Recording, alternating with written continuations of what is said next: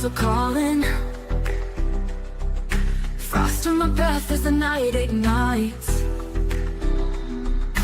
Ice in my veins, but my fire is burning. I ride the storm under silver lights. Witches brew, the night won't break us. Snow can't hide the path we take. Hear the howl, the storm can shake us, but we stand strong, we will not quake. Frozen skies and the moonlight's whisper. Magic flows through the winter air. Every step leaves a mark in a blizzard. Every spell sparks a brilliant flare. Witches brew, the night won't break us. Snow can't hide the path we take. Hear the howl, the storm can shake us, but we stand strong, we will not quake. Ice and ember, we'll remember. Cold forever, stand as one, we fall as never.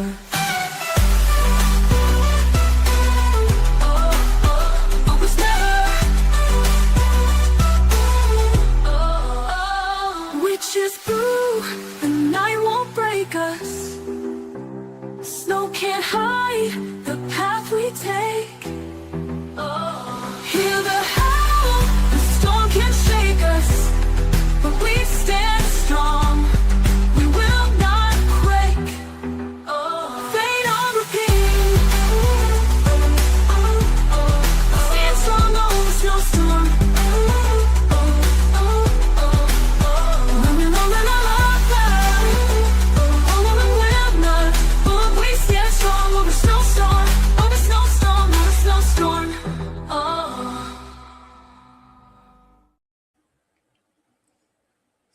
And what is up, everybody? Happy Thursday and welcome. Tonight we are going to talk some Mercy, the movie that we streamed in the Discord a few nights ago and have been talking about. And it's just going to be such an interesting conversation. It's going to be so much fun. And I have James with me. Scarlet will be joining us hopefully soon. Just all the internet fun. I think it knows we're talking about AI, James. I think it knows, and it's targeting Scarlet. Yes. Do we know that it's working? The live stream? I believe so, yes. Yes, we are good. Okay. I couldn't get it to play in my browser. I was going to say, see, it's trying to stop us. It's trying to stop us. Nope, but I think we are good. Let's highlight and I'll see if something pops up. Yep, I see it. I see it on my end, so we're good. Okay. We're good. But welcome everybody. How are you this evening, Mr. James? I'm doing well. Doing well. I think this is just going to be a fun stream. I think the bots are going to find us. They're all going to find us and they're just going to be like, they can't talk about it. They can't talk about this AI stuff. So what was your initial thoughts of the movie? Welcome, Miss Vic. You know, as a movie, it wasn't my favorite, but the AI stuff is definitely interesting, and the topic of, you know, could it happen in real life is very interesting. Wasn't your cup of tea? The action didn't do it for you, or was it the story? I think just little things like I think I kind of knew who it was early on. Oh, did you? You called it? You figured it out? And, you know, just little things like that, you know. It was cool, the graphics, you know, or the way they showed the screens floating around the room and, you know, all that accessing information really quickly. All that was cool. Yes, it definitely, they pulled up like information, like it was crazy. It was just crazy. And I know we talked a little bit about it in the Discord after the movie, and kind of what everybody thought about it. And it seems like this could be a positive if this was utilized in the right way. Do you think if we utilized, Miss Mercy, that this might actually help people? Well, like I say, I took some notes and I can kind of lay all that out here in a second. But to answer your question, yes and no, because, on one hand, human judges make just as many errors as an AI could. There's people in prison right now that are not guilty. We find that out all the time. So, I think as far as that aspect of it, AI might actually do better than humans, possibly. I don't know, but there's a lot more to it. All the information presented, all the facts and things like that. Whatever lawyers may be involved, it seemed like he didn't even have a lawyer. He was his own lawyer. That seemed weird also about it, that there wasn't a lawyer person involved in the process. It's just he wakes up in a chair and you're about to die if you don't, Pretty be much. your own lawyer, which is weird. And I think he had a little bit of an edge being a police detective. Oh, for sure. He If it was was able me or to you sitting utilize there, it more we so would have than been like blah blah blah blah blah. our gentleman, Mr. Webb, who just seemed to he was just screwed no matter what he did. Yeah, it seems unfair as far as that goes. He definitely wasn't able to defend himself the way he was able to defend himself. And it would have been interesting to see, okay, would he have had the same access? Like how the police officer was able to pull up the crime scene, talk to the police officer, do a walkthrough. Even if he was in his kind of right state of mind to defend himself, would he have had the same access and privileges the detective had? You would think so if he just knew how to do that, That's the whole thing, the cop knew how to do that stuff, but a regular person wouldn't. So that, that adds to the unrealistic part of it, And just even when like he was walking through the crime scene, the technology was pretty impressive. Do we have does anything like this kind of exist? How they were able to kind of like 3D render? Not on the fly. I mean, definitely not on the fly. Not like that. Even by 2029 or whenever this movie's set, yeah, we're not going to have what the movie showed us. You don't think we'll be there by 2029? Oh no, not like the movie.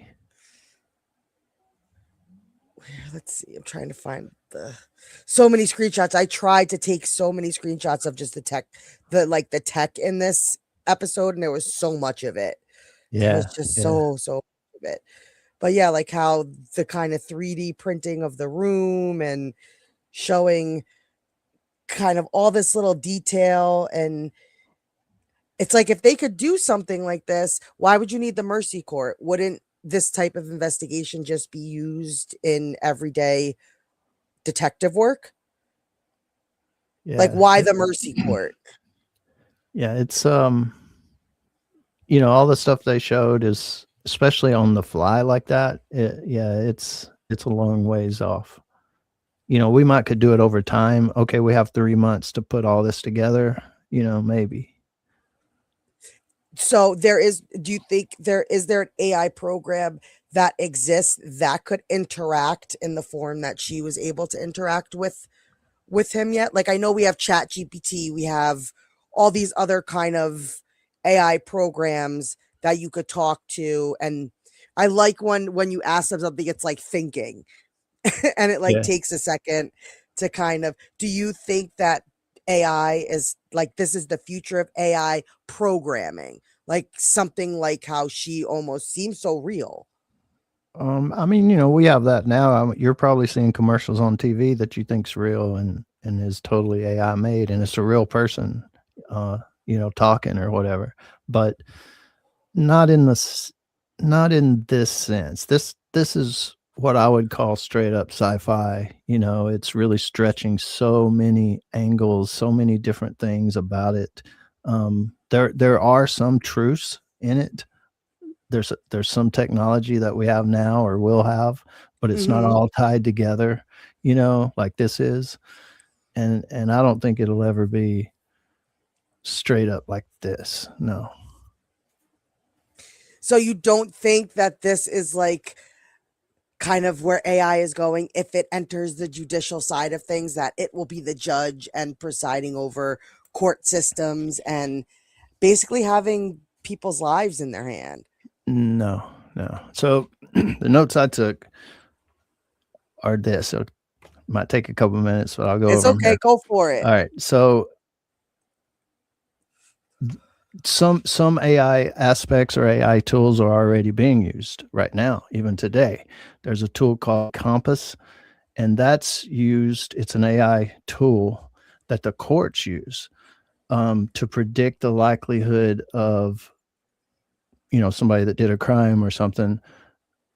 Will they do it again? Like, what's the chances they'll be a reoffender or whatever that's called? You know, and those decisions that AI program makes can influence bail or a sentencing decision. So, you know, they're already using some things like that, and it does affect you, but it's a little more. I mean, that one's the more iffy one because it's prediction based, but it does read the facts. I think Vic actually mentioned that when we were talking in the Discord afterwards, that there is an AI program that can decide someone's bail. Yeah, and then it just looks at the facts of did they do it before or what, and some other, you know, key issues and stuff. But then you've got, you know, in other countries, like especially China, they use AI to handle smaller scale stuff right now. So could that escalate into something bigger? Possibly, but I just don't think like this movie.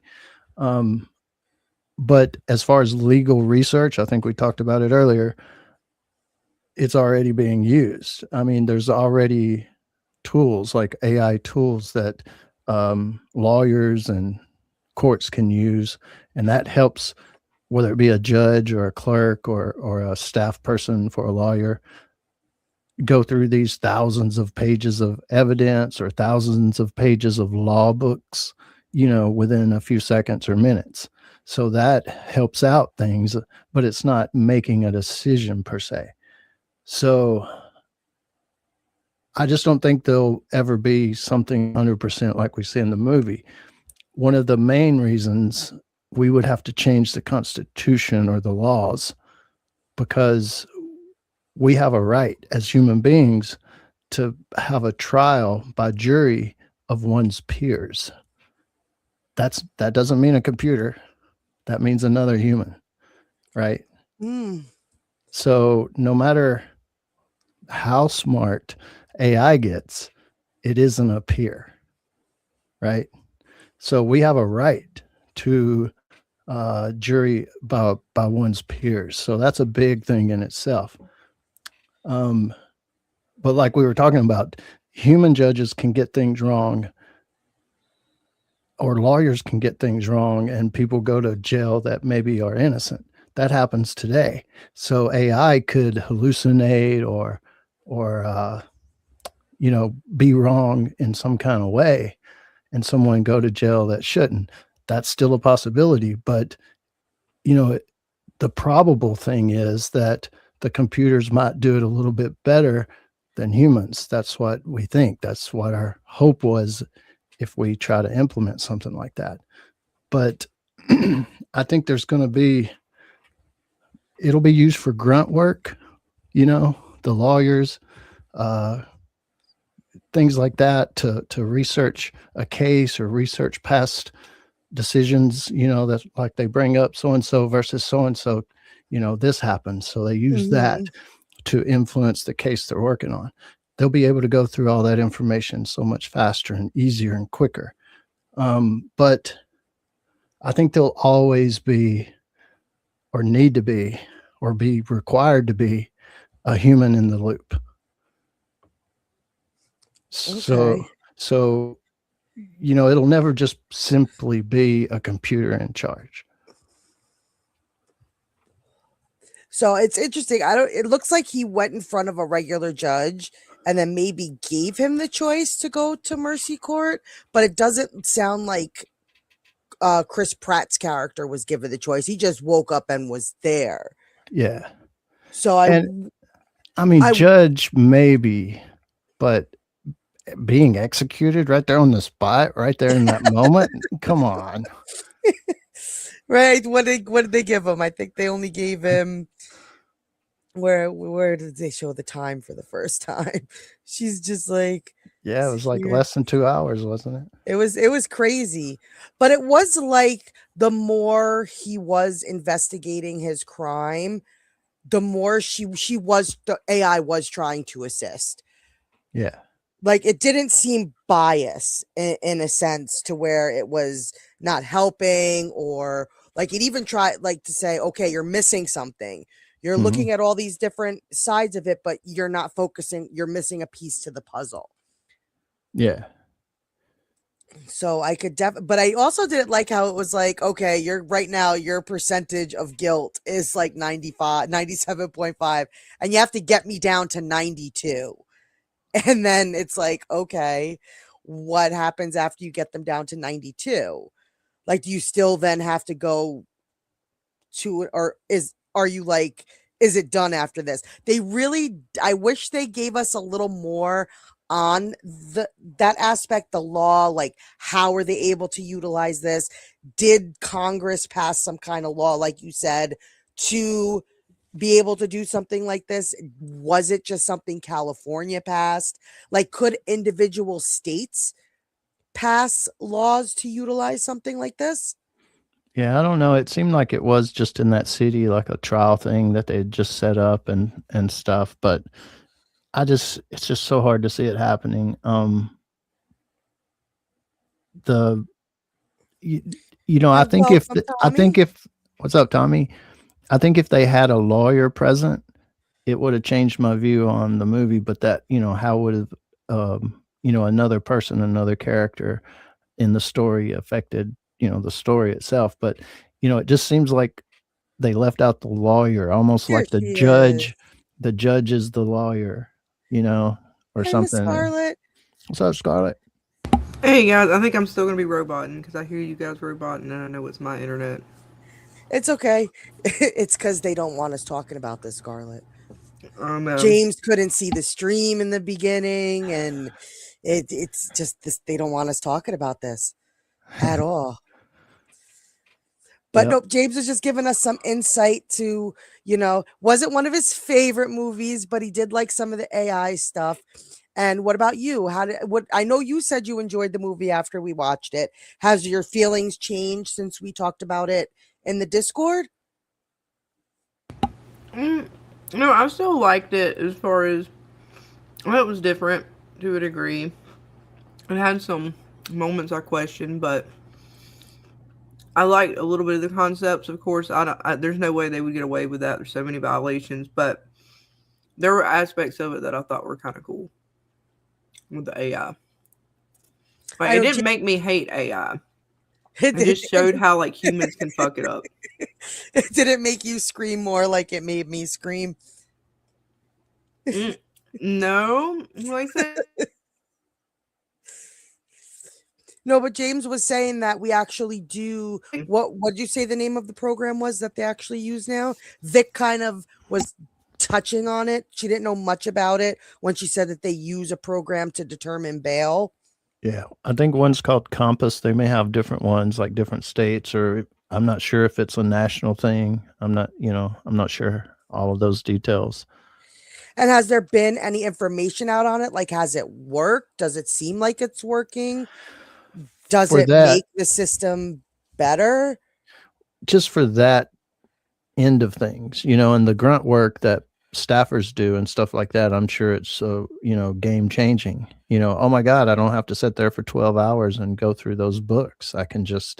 Those books are digital, and I can just ask the AI, find me these court cases that I can use in this case that I'm working on right now. information I can use. So, you know, it's kind of like, you know, us being creative. You know, if we need to make an image, used to we'd have to open Photoshop and it's just a blank canvas and here we go, we got to start working on it. And now we can just say, make me a banana dancing in the street, and there it is, you know. So, you know, that ease of it. But when you get to morals, when you get to morality and judging another human being, that's, you know, directly like the movie did. Like I say, the grunt work can be done in an hour and a half. Like your life is on the line for 90 minutes. Like you have 90 minutes to get up there, plead your case, use this AI judge, I guess. But like we were saying, okay, what if you're not a detective? What if you don't have those kind of instincts or know how to even start the process and you're like the other guy who was strung out on drugs, and you know, you could tell, like, look at the look on his face. He didn't even have a shower first or nothing. You know, he's just there and and I can't imagine he knew how to work this in his favor. And that's one of the biggest things about the movie to me, is that aspect. You have to be your own lawyer, and not just that, you have to understand how to ask the computer for stuff. Like, people don't know how to Google search even today. You know, are you saying something about those people, James? Yeah, they don't know how to Google search. You know, Oh no, sometimes Googling is hard. If you word things the wrong way, if you don't know how to ask the right question, you don't get the answer you want. Imagine being in the seat this guy's in. I'd be dead. I'd be dead. I'd be like, just push the button. I am so computer retarded that this would not be good for me. I wouldn't have, I don't know. I don't think this would be good for me. But according to their world, just the fact of this being kind of a choice or a place that you could go, according to them, their crime statistics went down. So because it became something that the criminals feared, do you think that's something good? What about you, Scarlet? The fact that now criminals and, you know, crime has gone down because this program has been initialized, do you think that that alone could be good? Not necessarily, because we don't, like, they showed us that statistic. Was it from the same people who made the program? This statistic? Yeah. I believe so. Yeah, I don't believe that statistic. Like, the program itself is whacked. The whole hour and a half thing, all that part of it's whacked. The intentions behind the program to me were a little whack. With, like, in other words, bad intentions. Like, it was supposedly to help the police, but not necessarily really to help the citizens. Okay. And so that statistic, well, they're saying that because remember how the lady said she wanted, or what she did so the program would continue forth. They needed that case in order for the program to start. Yes. I wouldn't be surprised if that number's not a little skewed. Because when they showed the downtown area, or that one area, it was still like crime ridden. Oh, it sure was. So 60% down of, I don't know, depending on, that's numbers like that can get skewed and to make you think it's a better number than it is.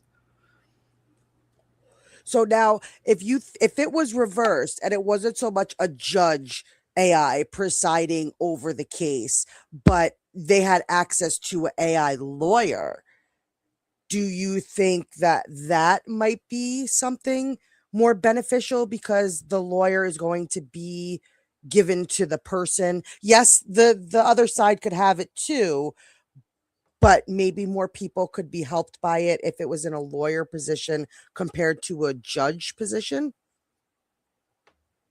Yeah, I think people are probably using it today, like ChatGPT or something. They're probably using it today for a lawyer, even though they're advised not to.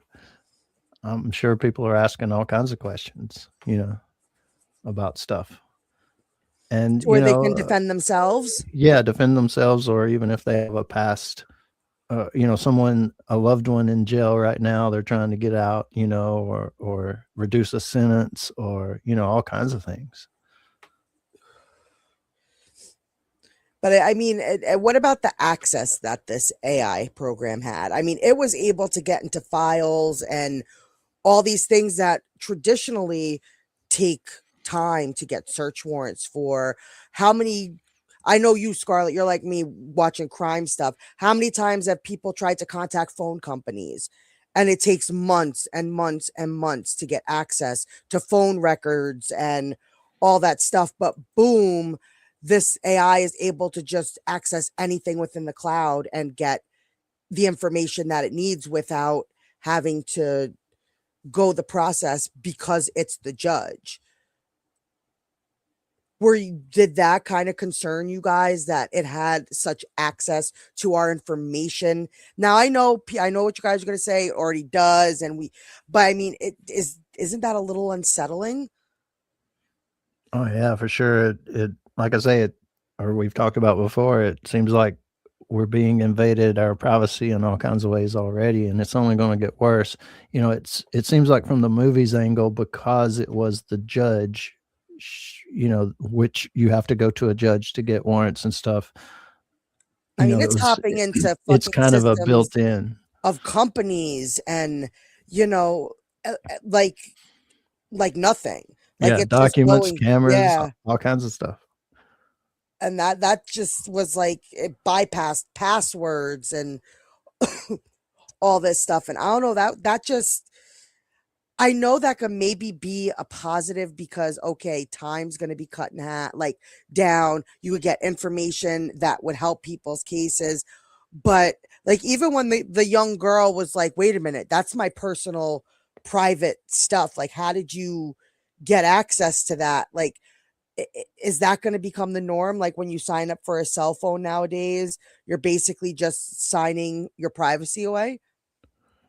Depending on who they, if it was Instagram or whatever, does Meta or whoever owns Instagram have a contract with the legal system that's running this judge software, And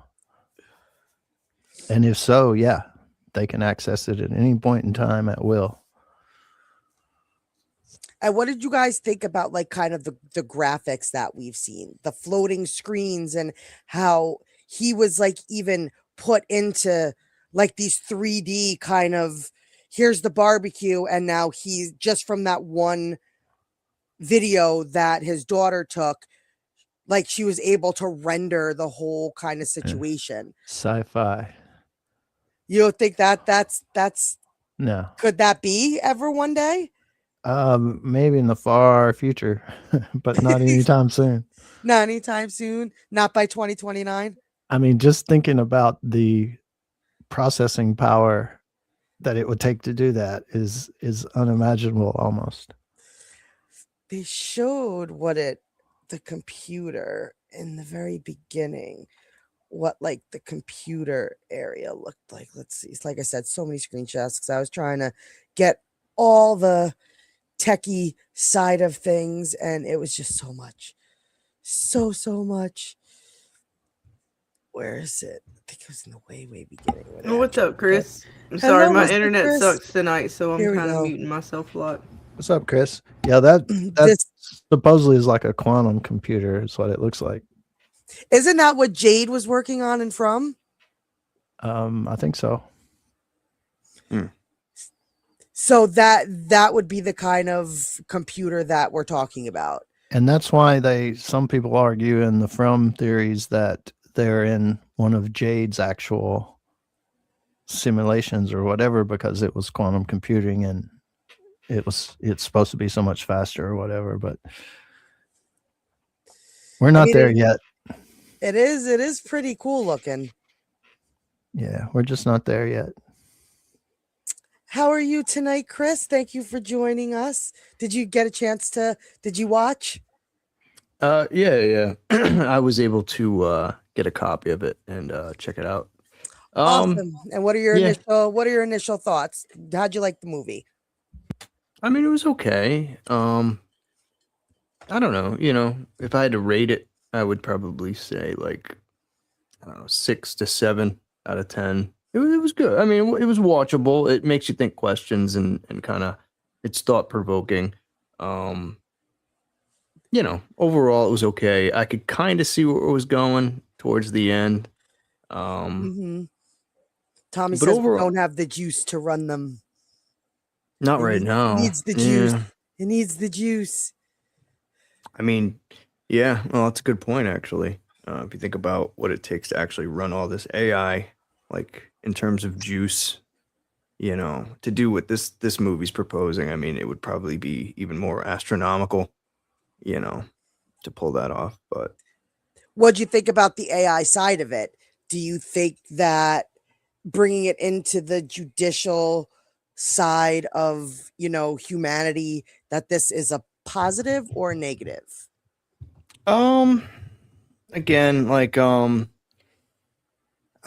know, it's tough for me because I actually do investigations, not criminal ones, but you know, when you leave it to computers, and especially with AI the way it is now, I mean, I remember in the movie they kept saying like, oh, you can't argue facts, but facts are just things that are reported that are claimed to have been true. I mean, sometimes that's not really always the case. So it's tough. You kind of need to dig a little bit deeper than just what somebody wrote down on a report, or even like a test sample or something that comes back. It doesn't always necessarily tell the full story of what's really happening. And I think with AI, it's just so A plus B equals C kind of thing. And Yeah, and that's why I think yeah. perspective, that's another Yeah. thing, kind of like you're talking about perspective. It's like those photos, they show you, and if you zoom out, you get a whole different, it tells a whole different story, if you only just see one piece, even though that one piece may be a fact. Mm-hmm. Yeah. I even remember Chris's character saying, like, the truth is very gray. Like, there's that kind of gray in between. And even when he was like, I'm going based off a hunch, and she like started glitching out. She was like, I don't understand that. I don't get what that is. And it almost caused her to like glitch there for a second because she couldn't compute what he was saying. Yeah, a hunch. So Was it the hunch thing? it's almost they're too logical. I hate to say it, but that's what computers are built to be like. They're very logical things. And as we all know in real life, things aren't always black and white, Yeah, she started to like glitch out for a second, like, whoa, I don't understand. I don't understand this. I mean, do they even really question themselves? Like, that's the thing with AI. They just take what's presented, compile it, and analyze it, and then just put it out there. But they never stop. They don't have the ability to stop and go, well, wait a minute. Okay, well, this might be like this, but wait a minute. I don't know. They don't have that secondary ability to rethink or cognitive internal thought process, that self-awareness, self-checking itself. You know what I mean? I don't know. Yeah. Mm-hmm. I've had a conversation with ChatGPT before. It's been a while back, so it may have got better by now, but about The Walking Dead, and ask it some stuff, and the response it gave me was it had some wrong information in there. So I told it, hey, you're wrong about this. It was actually this. And it come back and said, oh, you're right. I was wrong, and this is the correct information. So then I ask it, well, does no matter where anybody is in the world, if they ask their ChatGPT the same question, now it will be correct? And it said no, because each account is individual. It's not, they're not connected to each other.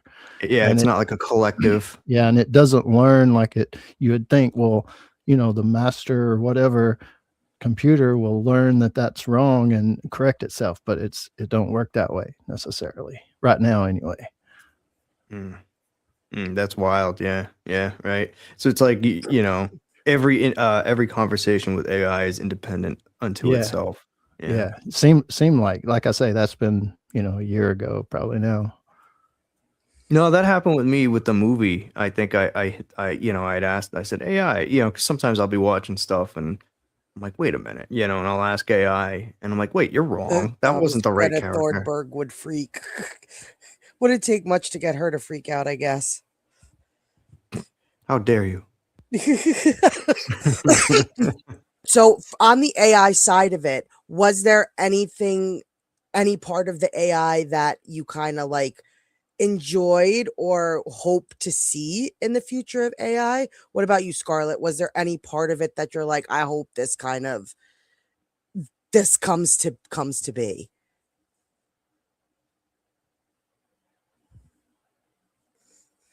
Oh, she might be her poor Scarlet tonight. Her internet. AI took her. It did. It said I don't They're like putting this her on trial. conversation. I don't like this conversation. Better say good things. But what about you, James? Was there any of the AI that you saw that kind of got you excited? Like, oh, this would maybe be good or helpful or useful. Most of it was scary, I remember they had this company come out, this is a couple years ago, that was trying to go city to city to sell their service. And it was a drone they would put up in the skies over a city, let's say New York, for example. And this drone would just circle right above the city and continuously video the city. So what would happen is cops would have access to this system. So if someone robbed a bank, they could rewind the video and follow the truck that left and know exactly where it went, and people went ape shit over that. Like, hell no, that's, getting into our privacy or whatever. And the company, I don't think exists anymore because they said it was too invasive. Well, this movie is like a million times beyond that, Right? Chris he asked I want to see this person's financials and boom, like the thing just pulls up this guy's bank records and credit no score. subpoenas, nothing. Yeah. Like it just had open-ended access. And it's like, I see a positive and a negative in it, because it's like the positive is, okay, now it cuts a lot of red tape. It cuts a lot of the bullshit. It could help people in investigations, but where do you draw the line?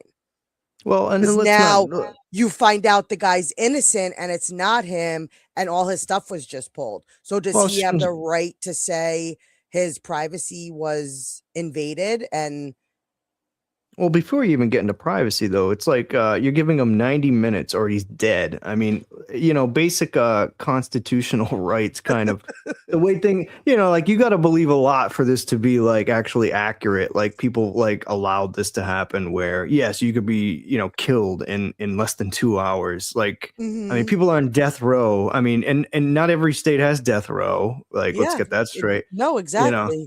And it's just the movie does make a very big leap, I think, in terms of that, because it's supposed to be set like in the near future. Yeah, so we're supposed to like, and so we're saying crime is just absolutely crazy, and this is what we got because of it. I think this is almost like it's meant to be in an alternate reality, like, because you can't, like, does anybody think by 2029 we're going to strike down, we're going to make the death penalty and have people die within 2 hours of their trial? Like, you got to look at it like it's some sort of alternate reality, in a sense. Yes, but would that be a federal decision, or would that be a decision made state by state? I would think, I mean, because right now it's state by state. So, I mean, it would have to be a big mandate federally, or each state would have to ratify that on their own, So if an individual but we still have like the jury. California wanted to implement something like this, could they? I mean, on a national level, we still have the Constitution, a jury by your peers kind of thing, Well, that's another thing too. I know, right? You got the judge, jury, and executioner all in one here. You know what I mean? So that's a very good point as well. That's what I mean. You got to kind of take a little bit of a leap here. Yeah. Yeah, and mentally. the dude was supposed to be his own lawyer. I bet there's some kind of lawyer, group that's whatever you call it, but would be against that. Like there has to be a lawyer in that process somehow. Just think of the outrage, right? Like from the people. Like you go to think about how long murder trials last today, right? It could take years, months to years, right? And they're gonna do this shit in less than 2 hours and then kill the guy like in 2 hours. Like it's like I said, it's a very, very big leap mentally to make, and I don't think the majority of the public would, no matter what side you're on, like if you're part of the victim's crew or not. It's like you want to get to the truth. You don't want to just rush through things. And the AI, the way I look at the AI is it's a great tool. Like even in this movie, it's a great tool. It's a good resourceful tool. But at the end of the day, you need humans with the sensibility to be able to look between the lines and see the gray between the black and the white. And that's just kind of how I look at it. And it says there, swift justice for all.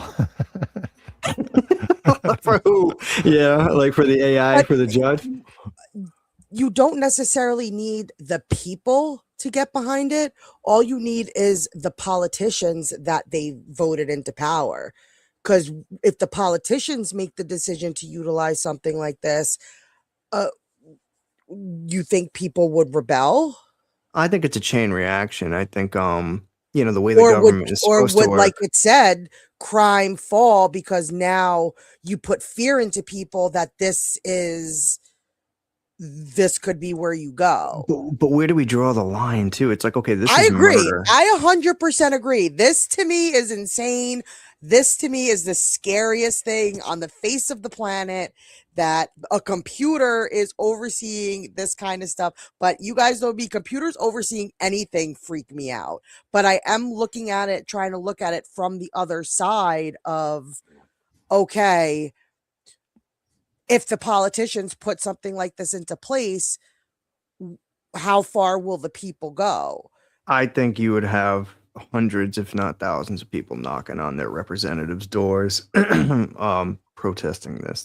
It's how the government should work. I mean, like you said, you do elect these people to represent you, and at the end of the day, I would like to think, the optimistic side of me would like to think that people would be like, hey, this is wrong. And like you said, like there's certain elements that are cool about AI because it can do a lot of legwork that might take longer for a human to do or stuff like that. But at the end of the day, we are a republic of people, and I don't think machines should be the ones with the sole ability to dictate how we live our lives. Miss Scarlet, I did not see you in the back room. I don't know if you're having problems adding you, but I will add you. Oh, she bumped out again. Well, Scarlet brought up a good point, and it was the fact that this seems to be more so for the police than the people. So what makes it, is it scarier the fact that it's more utilized for the police, or would it be more accepting if it was utilized, quote unquote, for the people? Here's a good well, that's a good point. That's a good question. Here's another good question. Why doesn't this guy have an AI generated lawyer? How come, you know what I mean? It's like, have AI versus AI, if that's the case, you know what I mean? And Vic says not only that, but trials are supposed to be public record for accountability. Where was the court reporter? Could you say that the AI was the court, that the AI was? Yeah, that was probably the thing where, it's all AI, it's all video, whatever. So the reporter was digital. But the lawyer thing, it's one thing for, the court reporter to be digital, but the lawyer to be the person on trial, Yeah. There's a reason why we have people who get represented by people who know the law better than themselves. Yeah, for sure. Yeah, right. And that's the thing. This movie kind of glosses over like a lot of the legalese that happens in these types of trials and stuff like. That's why this whole thing is kind of far fetched, because it's like they're doing this whole thing in 90 minutes and then he's dead. Like, come on, like you can't, like, I don't know, just kind of, that's what makes it kind of unrealistic to a certain point. Yeah, I'd But be moving. If I lived in LA, I'd be moving. I'm not planning on doing any crimes, but shit. yeah, right. Well, and that's the other thing too. It's like you could get fingered or pointed out, and you're not even involved. It's just like facial recognition thought it was you or something. It's like Jesus Christ, It's just weird, man. Weird, weird, weird. But like we were getting back to people being against it, if something like this came to be, if it was more so on the side of the people, do you think they'd be more accepting of it? I don't know. That's a good question. I mean, of course, like naturally, if it's on the side of the people are gonna like it typically, no matter what it is. So I would say yeah, but I mean, in this case, it's like you're looking for the truth, or whatever the AI version of the truth is, or whatever. Heavy. It's tough. It's tough to say, But then this comes down to my question, like I posed to you guys before when it came to medical stuff. Like, okay, you're in the hospital and you're given the option of a doctor or AI. You're on trial. And if let's say these people are given the option, but we saw that it wasn't because Chris Pratt woke up in there, and I get that. But let's say you're given the choice of a traditional court or an AI, this sort of setup, which would you take? I would take a trial by combat. I'm kidding. Like Well, this is almost a trial by combat. Yeah, right. Virtual combat. Yeah. Yeah, it's a good question. Yeah, I would go with the true. I mean, as much as like we know the legal system is flawed, I mean, I don't think any country has a perfect system no matter what, but I would go with traditional myself. Yeah. What about you, so. James? Probably traditional. I mean, we're kind of facing this a little bit right now with the military. If you guys have anybody been keeping up with it as far as dabbled. We dabbled. They, the company that's been doing stuff for the military, they said, okay, we want 100%. The military said, we want 100% control of your product. And they're like, no, we're not comfortable with that. Mm-hmm. But they, they pretty much said, well, we're going to make you do it, and so it gets scary at a certain point where I could see, the government or the military coercing or making a company give up their product. But if it comes down to the courts insisting or making us go through this process, it just starts getting really fishy. It does. And what about you, Scarlet? I don't know if you're with us, but same question with the medical. If you were given the option of a traditional court or this mercy court, which would you take?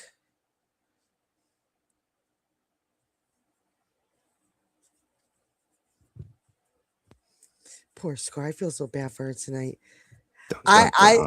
I think I would personally take a traditional court as well, just because I'm so fearful of computers.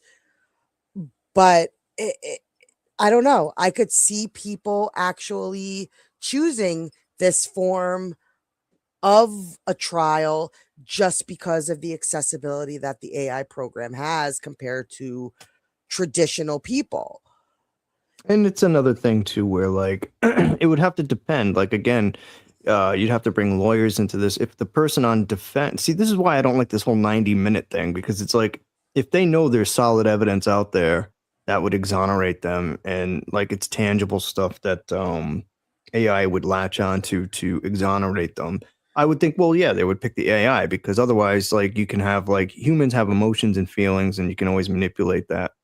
So it would be different in that sense if they knew there was like concrete proof out there to exonerate them. But the way this movie presents itself, it's like, okay, well, you're arrested, we're putting you on trial, you got 90 minutes and then you're dead. I don't know. I mean, I would like to see, it goes back to like, what are really facts, and what's AI really finding? Because like we were saying earlier, like they report stuff that's wrong all the time, even now. And it's like, Yeah.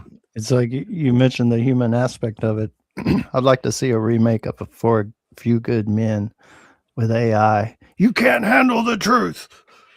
Yeah, you're right. Like they would have gotten Jack Nicholson to blurt that out, Yeah, Stan. And what do you guys think about the fact that in order to prove himself, he has to get the AI down to a 92%?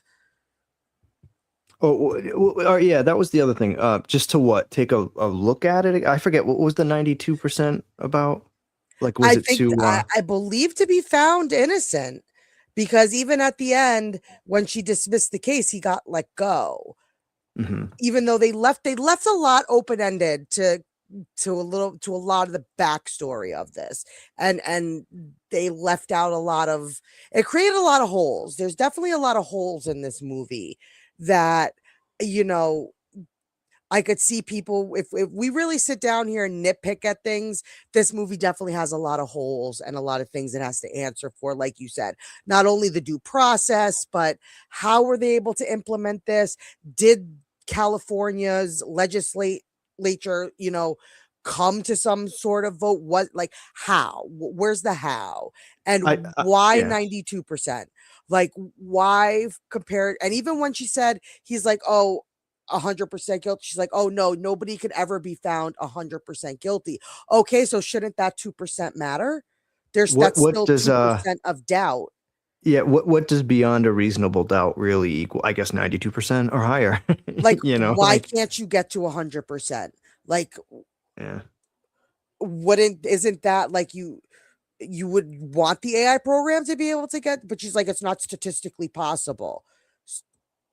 Mm. And they don't really get into the DNA evidence part of this movie. Like there's no, right? Like there's no real DNA stuff Well, presented. she says it was ran, like when they found the Oh, blood on blood. Yeah, the his blood. Yeah, yeah. on his clothes, and he later explains how that happened, but it's able to bring up fingerprints and all sorts of stuff in the All that matter stuff of can get explained away, you know, and that's part of the problem with I reasonable think doubt, AI. right? Like, Yeah. is it that the point, like, to execute someone, all of the jury has to be a unanimous decision? There can't be any reasonable doubt. See, that's why Yeah. I never make a lawyer, because I don't have the smarts for it. But I know there's something with reasonable doubt.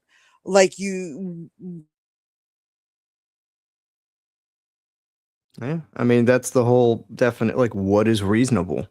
You know, like what define reasonable, in terms of reasonable doubt, you know. Um, and that's why I like a traditional jury, because I mean, you get a bunch of people, and yeah, they don't always get it right, and that's why they have the appeal process. That's why you can appeal. I mean, that's kind of why I prefer. While it's imperfect, I think we all can agree the judicial system is not perfect.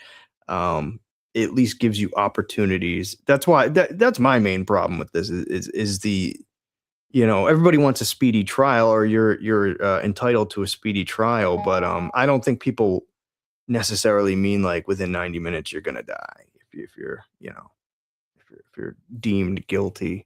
And I'm with you, Vic. Just because you have a drinking problem with anger issues doesn't make you a murderer. I took that personal, the drinking joke.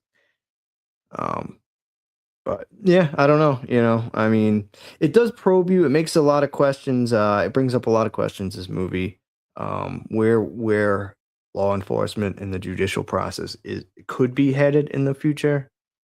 But I think we're ways away from like anything like this. You know. No, no, I know, Vic. I know you didn't mean me. It was a joke. um, but we'll see. I mean, like I said, I mean, like you were saying, Dana. I mean, they have representatives. They could vote for this. They could pass this legislation and stuff. And really, in the republic we live in, I mean, it would be up to the people to, email or write to their representatives and protest and basically put up a big stink, or at least voice their concerns with certain things. And you hope the whole process would play out. But this movie kind of jumped beyond all that. It was just like, okay, this is how it is. It's 2029. We're here now. It's just this is it. So, you know. But Hello. hello. I'm here. I don't know if you guys are here. Is it working? You can hear me, can't you, James?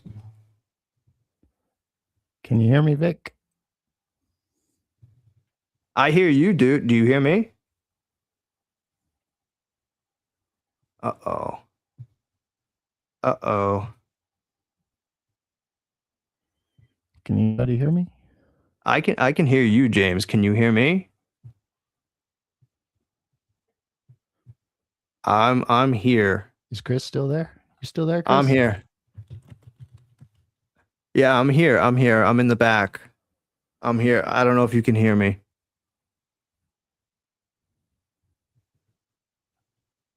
I'm not sure what happened, James. Can you hear me, James?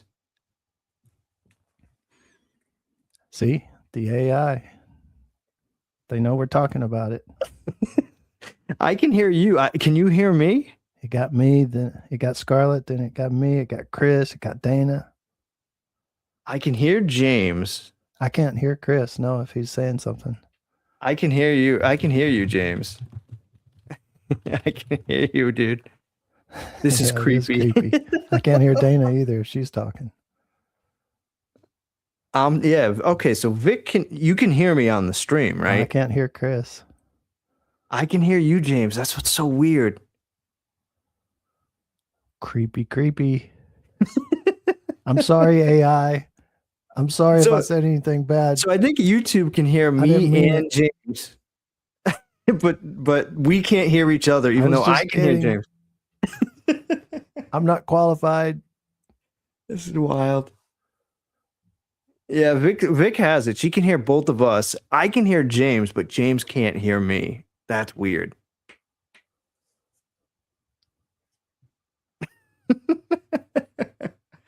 Oh my God.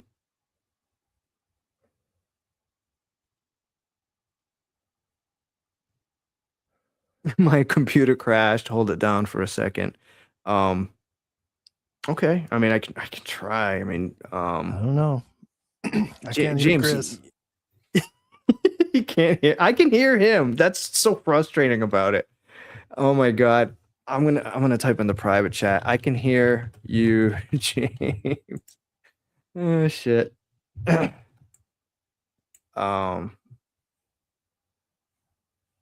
wish I should tell James to just talk, and I'll try to like interject in between him talking, because he can't hear me. Oh, you don't want me, Debbie. You don't want me singing, please. It's for your own good.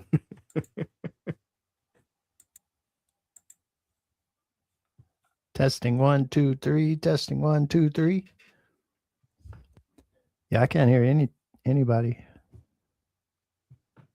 That's what's wild about it, because like he can't hear me right now, but like if you're listening on YouTube, you could hear other both people of us. hear Chris? I think they can. He can't hear me though.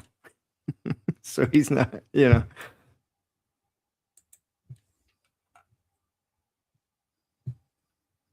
Yeah, it's wild, dude. Yeah, it's wild. I can hear you, James, but you can't hear me. That's weird. I I feel like I'd be talking over Chris if he's talking and you guys can hear him and me, but I can't hear him. I don't want to talk over anybody. I probably do that though all the time. My apologies. Vic, tell him I can definitely hear him, and I think we're both heard on the stream. But that's fine. You know, he can talk, and I'll try to talk around him because he can't hear me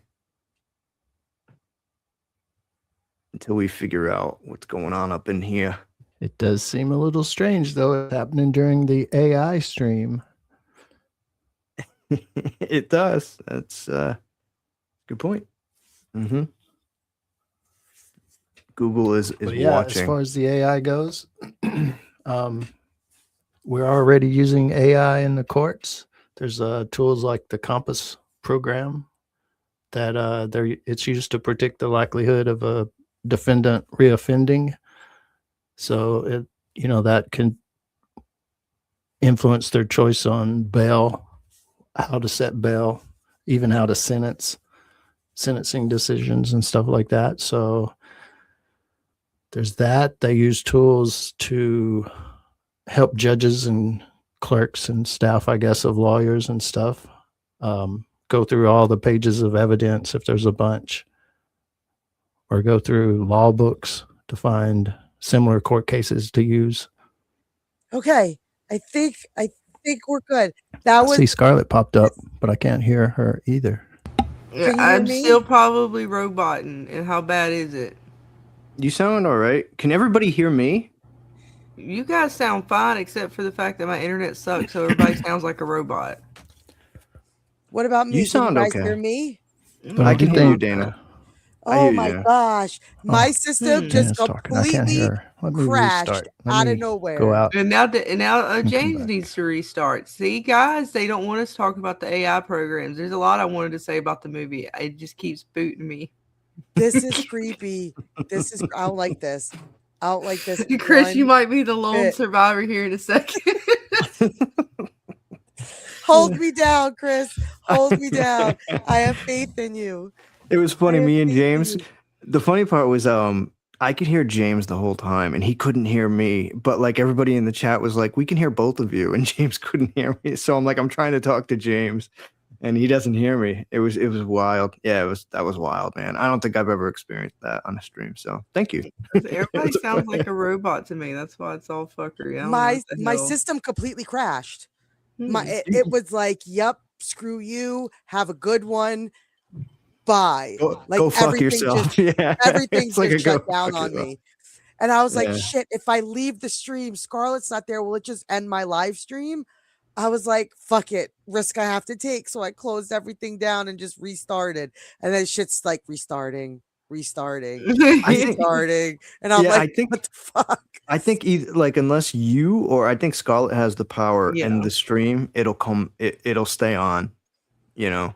So like you could leave, come back or whatever, but if you or whoever has the power doesn't technically end the stream, it'll stay up. Oh no, I think we crossed too many lines tonight. Well, yeah, you're a And piece of- even like while we're talking, my stupid Amazon thing keeps going on and off. Like it like I see it try to do stuff, and I'm like, this is creepy. This is creepy. Like we're talking about all this stuff, and We all won't of, let like, James back. You normally back, but oh my god, Dana, we're dropping like flies. It's we not good. are. I don't know what's okay. What happened? What happened in the world? We're not trying to make you angry, AI overlords. Well, We're just Dana, the talking. message you sent me at first, I thought it said like you meant my, and it said NY. So I was like, New York York. computer crash. I'm like, holy fuck! So it's not just my internet; the whole world crashed. Great, perfect. And then I corrected myself. I was like, no, not New York. Damn it. My. I'm like, well, that explains it. Damn it! I wondered why shit was fucked up There's tonight. another blackout on the East Coast. Yeah, I'm I mean, waiting. your mic sounds good, Scarlet. I don't know about your audio, but you sound fine. Like microphone wise, you sound all right. It's just you guys to me sound robot-y, but I know it's me because like stuff buffers for me and my internet shit right now. Oh my gosh, this is like insanity. This is proving our case why AI is evil. The It is machines not- are no, gonna- it are It's evil. the normal Great. day of the week when we all want to get together and do something. The tech problems are just endless. AI is wonderful. We like you, AI. Please Don't don't blame hurt the AI. us. Look, even in the movie, it wasn't the AI. The AI did its job appropriately. The problem was the program that the humans set up and the case or the way they had the court set up. That was fuckery. Yeah, Sorry, we were and talking about it that is earlier. not letting me pull up my screenshots, folks. So Mhm. we're gonna just talk. Wing it. Yeah, yeah, because I was listening a little bit and trying to but I going back to the question you had asked me before it kicked me. Not this sort of AI courtroom, not the mercy court, not the hour and a half to decide, your fate sort of deal. Because we talked about it after the movie in the Discord and stuff like that. Like there was something about the judge herself I liked, although I don't like because she even said like she has no control over certain aspects, right? Mhm. And even if she wanted to help him, she couldn't. Like it was kind of she was locked in. There's James. So I don't. There's certain aspects I liked about her or the AI itself. I'm calling it her because they gave it a her. I'm assuming gender here. How do we assume gender with AI? Not too sure. I don't know how to question that one. But anyways, there was something about her that was kind of cool, or just the way between her and him they were able to actually solve a murder. But again, I don't like how it was like, even after he was showing her like there was other things that could be going on, or there was more to the case than what meets the eye. Even if he couldn't prove that he wasn't the murderer, he was proving that there was something else going on. There was possibly other suspects.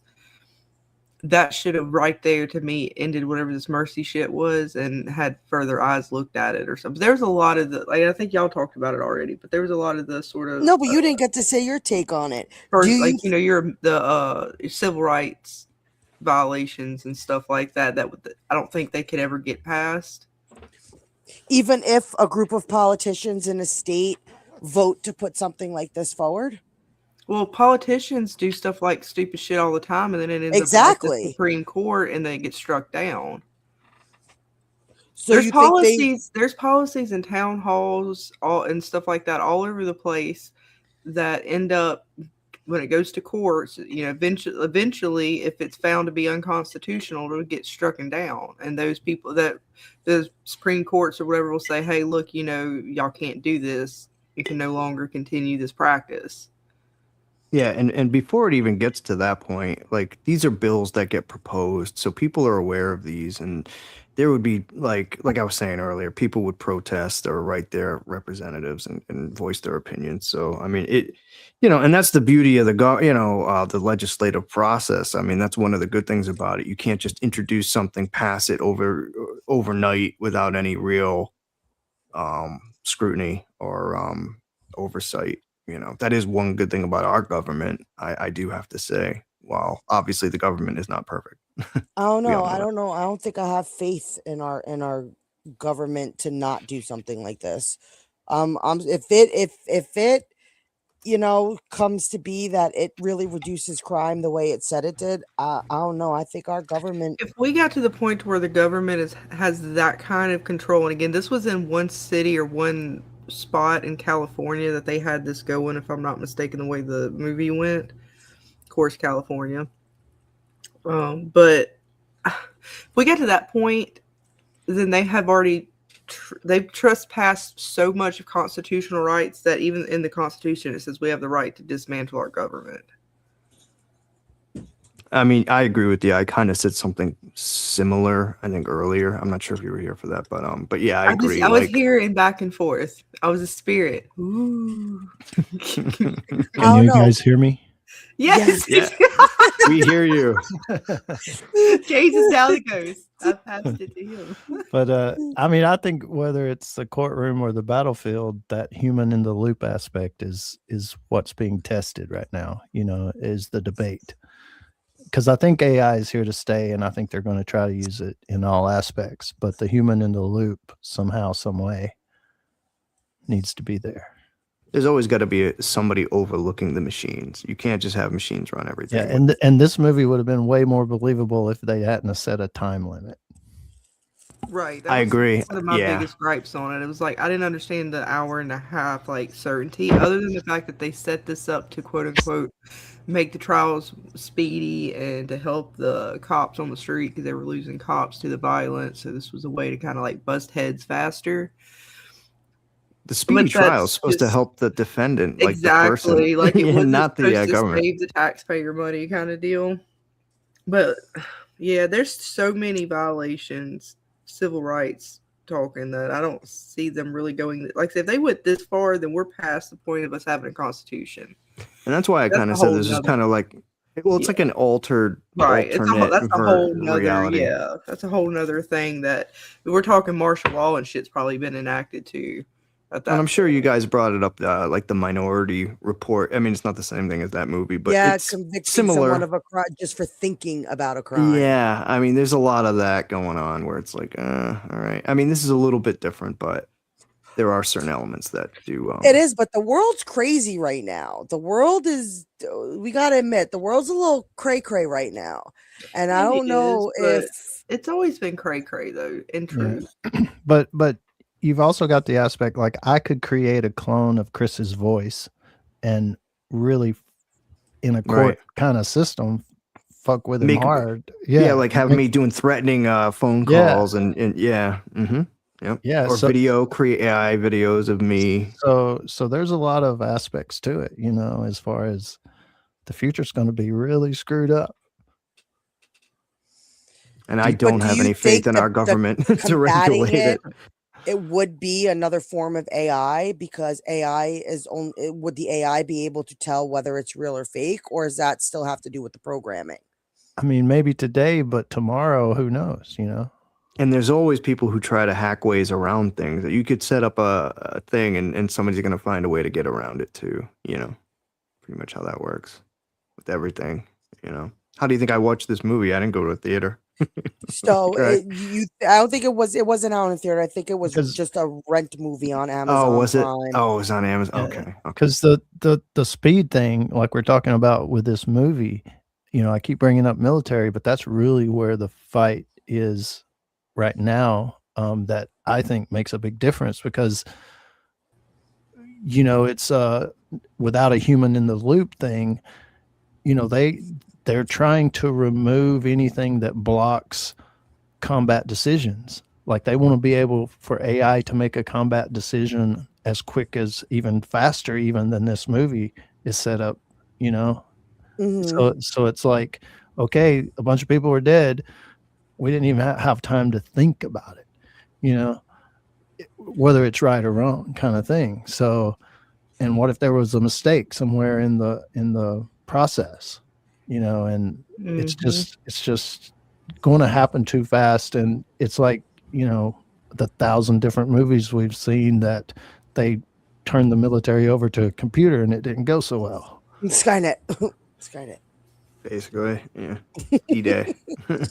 Like a Terminator 2 style. Oh, should we be starting to find all the Sarah Connors of the world and putting them in a bunker?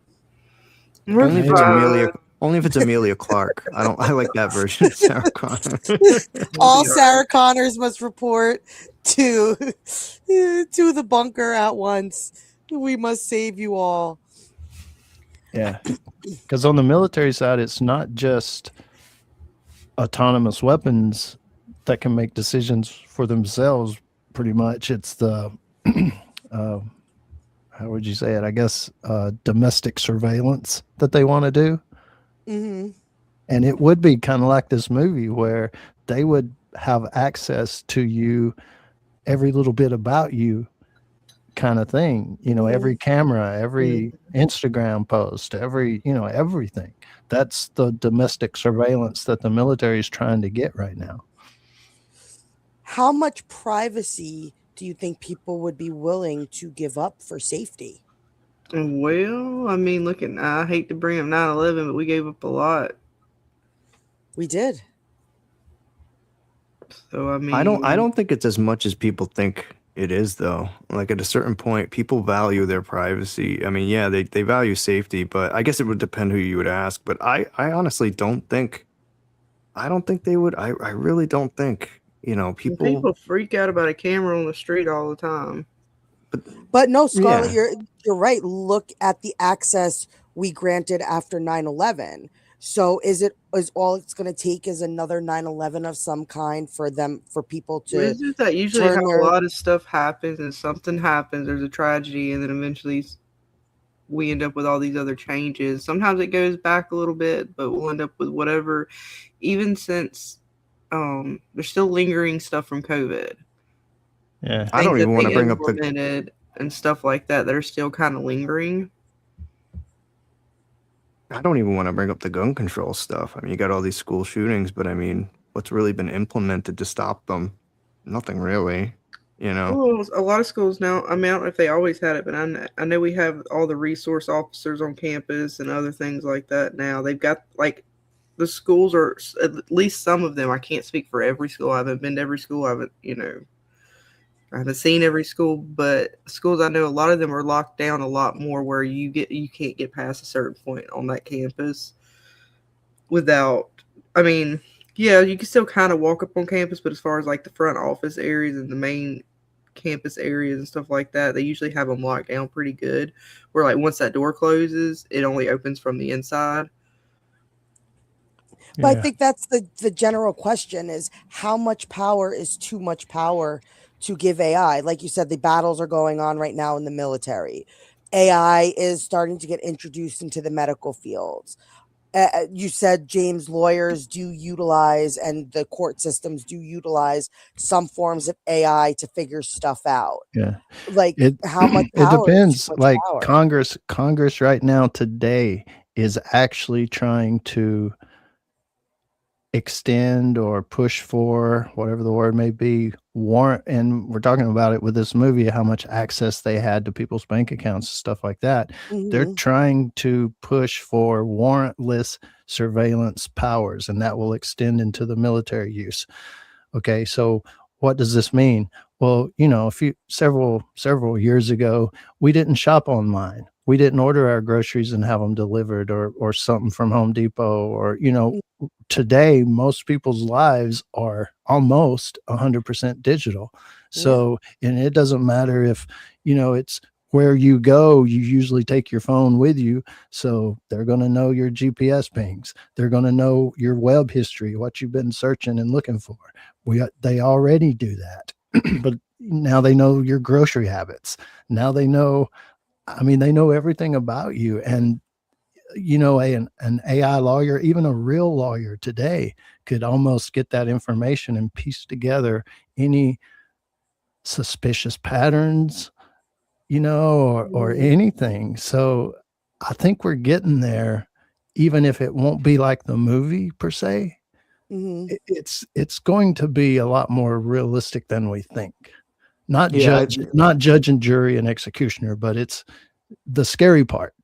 Yeah. The lack of privacy part. The ability to be able to get these types of pieces of information, that's really not what's in dispute. Like you were saying, it's more about the access to it, or the lack of privacy. I mean, you know, at the end of the day, I mean, we are entitled a certain level of privacy, and you know, the warrants. But how easy it would be, so easy to get people to sign that privacy away without them even having to know it. Just to join the cloud, you're given that 10,000 page, you know, fine print document, and all they have to do is throw it in there, and you don't even realize you're signing, you're agreeing to. Well, I mean, Google and Apple do that already. Well, you know, I think we're kind of in that realm. Like I say, even grocery habits or whatever. I know it seems trivial to just say that, but you know, they can use an AI program to say, you know, cops, for whatever might have just happened, flag me everyone that fits this profile. And AI looks at all of our stuff and says, well, James fits that profile too, you know, even though I don't have anything to do with it. And suddenly I'm flagged, you know. That's already happening, whether it be your religion, or some group that you're a part of or belong to. Oh, Dana's into D&D. She gets flagged, you know. But how, like, I know you said, Chris, you would think people would basically knock down their representative's door, but do we have the power to stop it? No, I mean, we have influence, right? And that, like, we have midterms coming up this year. Right. And this would be a perfect issue to address. Like if something similar was being proposed, or somebody was trying to run on proposing some sort of legislation. This is your time. That's why every 2 years you get enough people to care. No, social. I mean, I hate to say it, it's a double-edged sword. I mean, social media gets the word out, you know, you know, so, you know, one letter to your representative saying, I'm not going to vote for you, and I'm going to tell every friend I have, and their friends are going to tell their friends, and blah, blah, blah. You know, it's a word of mouth. And they'll flag you, Chris. And then they'll flag you. I personally think the politicians won't give a shit. Yeah, they probably Well, won't. And it's like Tommy in the chat says, I still use a flip phone. He's probably been flagged just for that. but I've seen politicians flake out a lot of the time on issues like, and I won't get into like specific like left or right politics. No, it could but just be general. You could just be general. But I think like I've seen politicians who typically might not be elected in certain places, like they're the minority, but they still win their election, and you see them waffle on certain things because they know, they're in the minority while they won the election, like they're gonna, their ass is on the line, and I've seen that in real life where they kind of I mean, look, when you're a politician, like part of you is you got to play the game. So like they see what's happening and they're going, well, I'm a blue or I'm a red in a blue or a red state, and if I vote a certain way, my ass is grass. So like I'm not going to do that. Like, I mean, that does exist today. I'm not saying like you said. I'm hopeful that exists, but I'm more fearful that it doesn't right now. Right. It just depends on if there's more of them than the other side. Excuse me, because there are some, I guess, senators or whoever, Congress people that are trying to do things to litigate or whatever the word is to stuff like they're passing stuff like you can't say that your AI is human like. You can't say that your AI is a qualified mental health professional. You can't say certain things. So they are trying to limit certain aspects of it. Some senators and stuff trying to pass some bills and stuff. Mhm. So it just depends. Is that going to work? And are there enough of those type of people versus the people who would say, take away their rights and take away, And to all your that kind of point, thing. those kinds of things do run Welcome, across Billy. political lines, because it affects everybody, right? When they're making those types of determinations and stuff like that. Like it's not like necessarily a one side or another side thing, because it could benefit or negatively benefit either side. So there is actually this I hate to say it, a word to like come together to kind of like establish that basis or definitions Right. in terms, And, like we were talking earlier, though, about 9/11, though, all it takes is in the name of anti-terrorism, they start passing or doing stuff that is against all of that. I don't know how far along we are. Yeah, because we learned how that kind of worked out with all that kind of stuff right after 9/11. But it's been a while. I mean, shit, it's been like almost 25 years. So, have we learned our lessons from those types of knee-jerk reactions or not? I mean, that remains to be seen, Right. Well, it also is like you guys were saying, how what is it going to take for them to utilize something like this? And if something like this does get used in our military and in whatever aspect, how corruptible is the program? Like if it only takes one smart person to be able to get into these things, how safe are they? Yeah, like the malware or some spyware or somebody getting in with a virus infecting it, right? It's a good point. Because like you said, people at the end of the day are the deterrent. So if things do have to go through that manual person, it's going to be a lot harder to override, in the quote unquote term, a person. And I'm not talking about corruption and the getting to the person, but a computer. Do you think it would be easier or harder to fuck up a computer system than possibly corrupting a person? Like corrupting a computer program compared to corrupting a person, which one is harder? Well, I mean, I think it's equal, to be honest.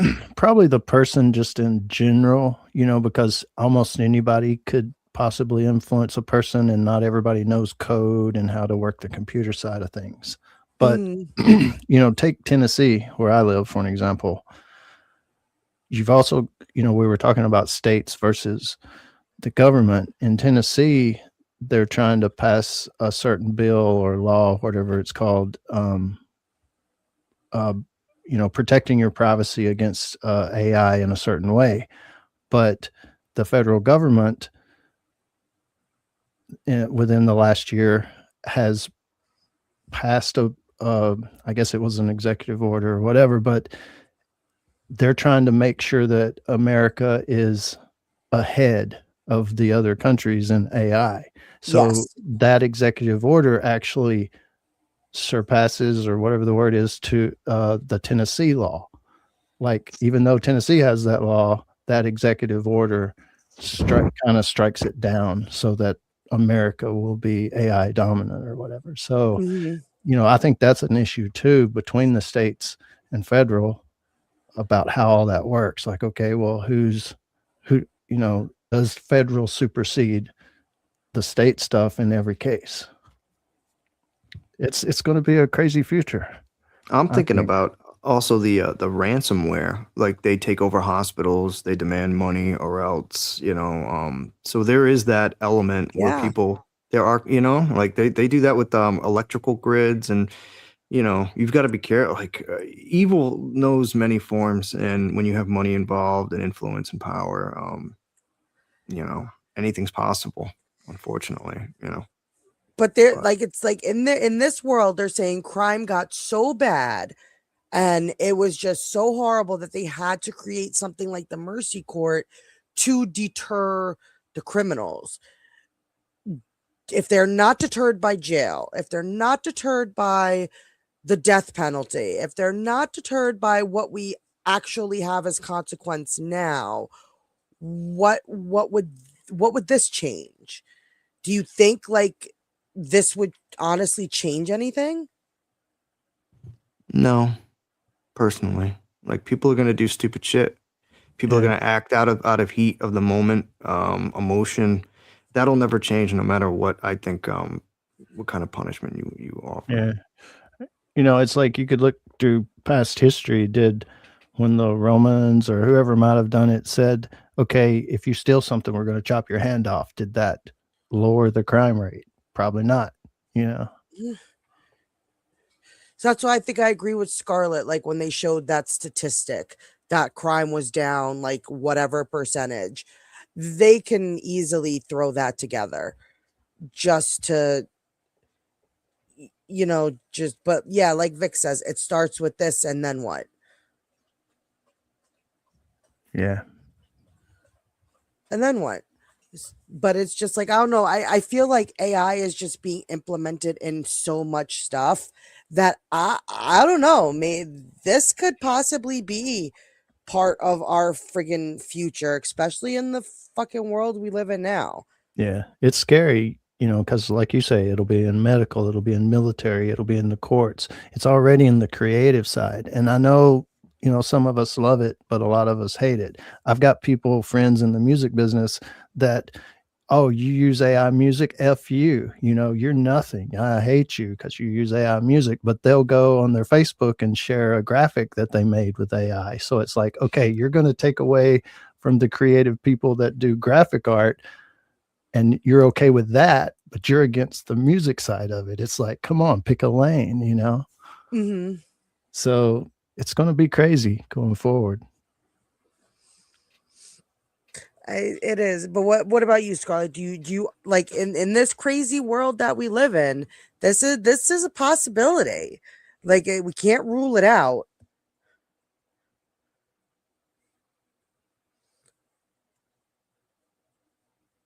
The AI overlords are watching us tonight.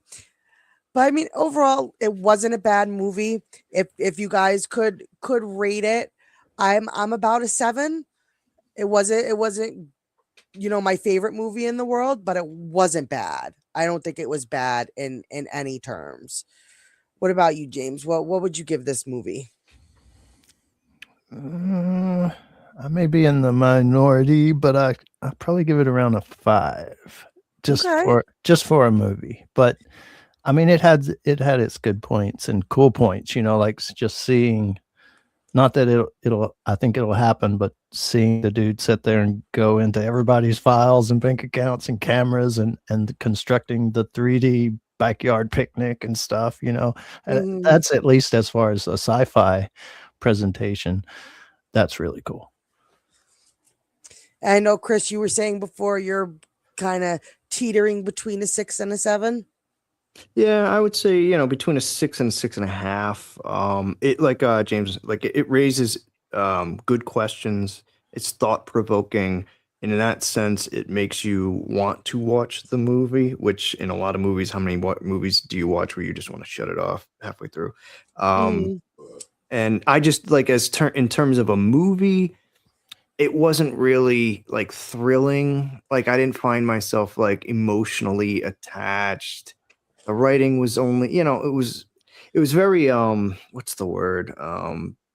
Like doctor speakish. that's not a good way to describe, but it was just very legal sounding. Like so like the emotional impact of it, and like from a movie standpoint, the drama and just the feeling emotional side, like that was lacking.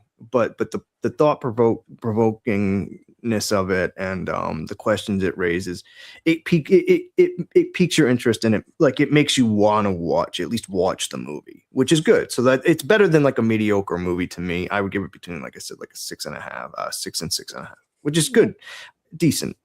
Debbie's at a 5.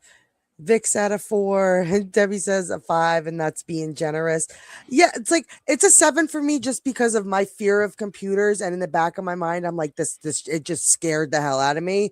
Like this could just the fact that we're even talking about this, and the way AI is just growing right now, and with like what we talked about it being in the military and all this other stuff, like I am just like.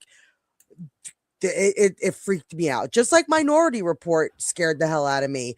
How do you arrest somebody for a thought? Like, I mean, if you were arresting people for thoughts, everybody would go to jail for right? something. How many of us got thoughts of punching somebody in the face or doing something, or I could kill that person? Where's the line in the sand? I think this is going to be a trend too. I think we're going to see a lot more movies, AI, as the topic. I don't think this is the only movie we're going to see that's going to be doing this. Yeah. And I was also wondering, how much of this movie do you think actually utilized AI and making it? There was a lot of scenes that I was like, that looked very especially the chase scene between like the police and the truck and everything. There was things, the car was like, I was just like, it looked very AI to me when it went through like the crowd of people. I just saw like the people jumping out of the way. I think that was AI. Yeah. If it wasn't AI, it was CGI for sure. I was just going to say, I think you're going to start to see a battle between CGI and AI, and AI is cheaper typically to use than CGI. So yeah, it's going to be an interesting thing to see going forward with CGI versus AI. Yeah, I definitely think the privacy thing is the one thing that, I don't know if scary is the right word, but even now, I was just telling Dana, I was watching a movie last night before bed and didn't even watch it all. And I guess my phone heard the movie playing, because this morning when I refreshed YouTube, I was getting suggested a couple of videos about the movie. So it's like, your privacy is already a scary thing with stuff like that. Imagine 100 times that, It's crazy. Sometimes my phone will be on sleep, like it'll be not shut off, but like, you turn the screen off and I won't touch it for hours. I don't turn it on, and I'll just pick up the phone and move it and put it down, not even turn it on. And all of a sudden I get like a million notifications. Like they know everything about you. Yeah, they know you're near. They know you got near the phone. Oh, he's awake. He's near his phone. Yeah, exactly. Yeah. And then like I'll shut off, like I'll turn the screen off on my phone. And like the minute you go to put it down, like you get like a million notifications. No, you can't put your phone down. Look, we got notifications. Check your notifications. Yeah, it's crazy, man. I had this one phone. I don't know if it's a Galaxy or something, but all you had to do is look at it and the clock would come on the screen, even if it was laying on the table over there. The clock's not on the screen. But if you look at it, it comes on. Like, you can turn that off, but I know exactly what you're talking about. Yeah, it's crazy. It is. It's man, it's nuts.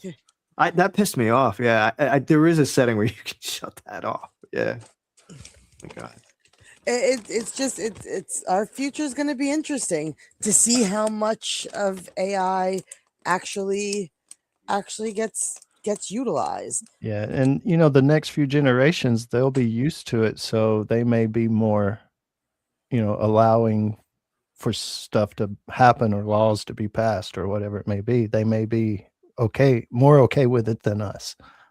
Yeah, you can say that a lot. Yeah, like the newer the generation is, yeah, they don't know what they're taking for granted, compared to the older generations where they're like, wait a minute, no, it was never like this before. You know what I mean? Like they don't know any different. So to them, they're like, oh yeah, screw it, okay, whatever. And again, how quickly the younger generation, including us, is just quick to click that terms of service. Yes, I agree, just to get into their app. Oh, that's You're been not, going on since day one. no, Yeah, but you like know what I any, mean? yeah, So yeah. if they can easily put it, and how do you fight that?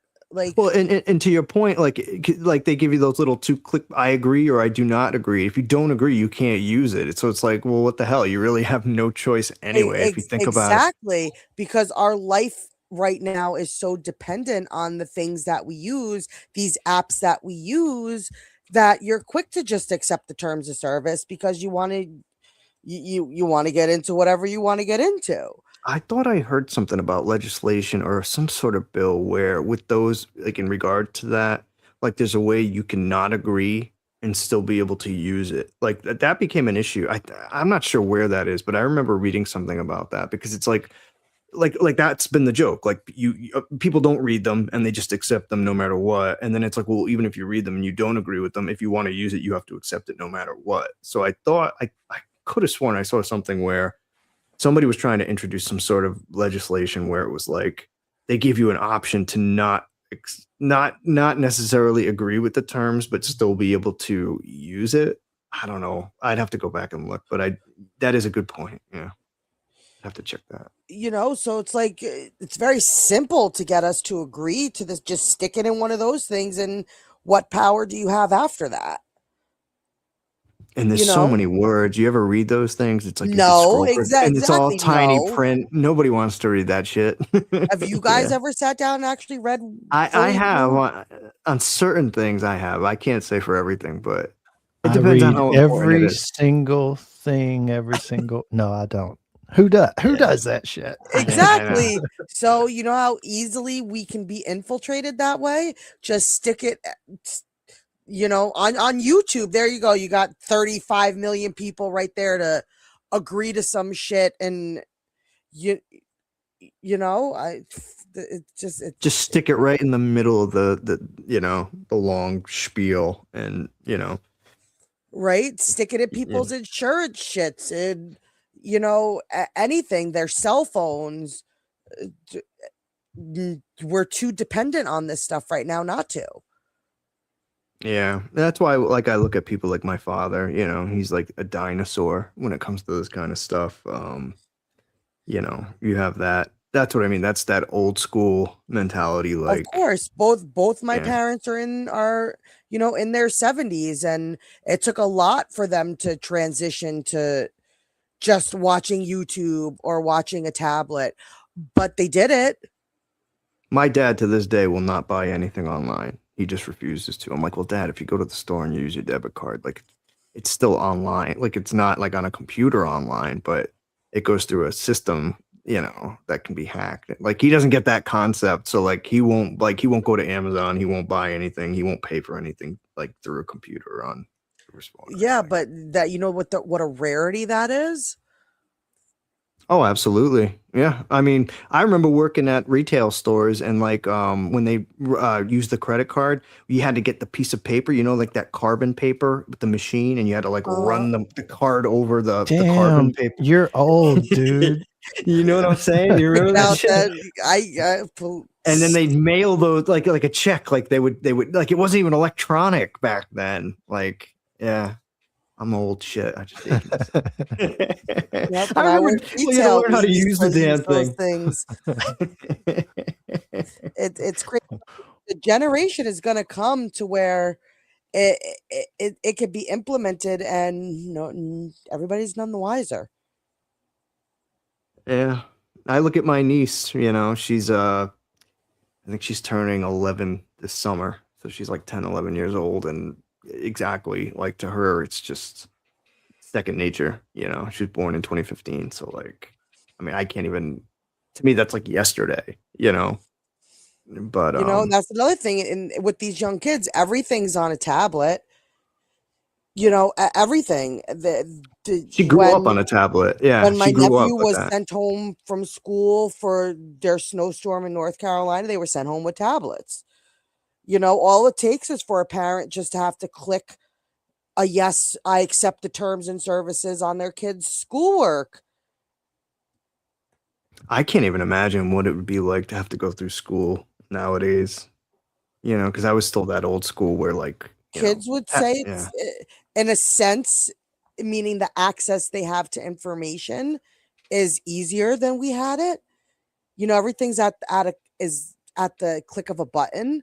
They don't have to do any real physical kind of research.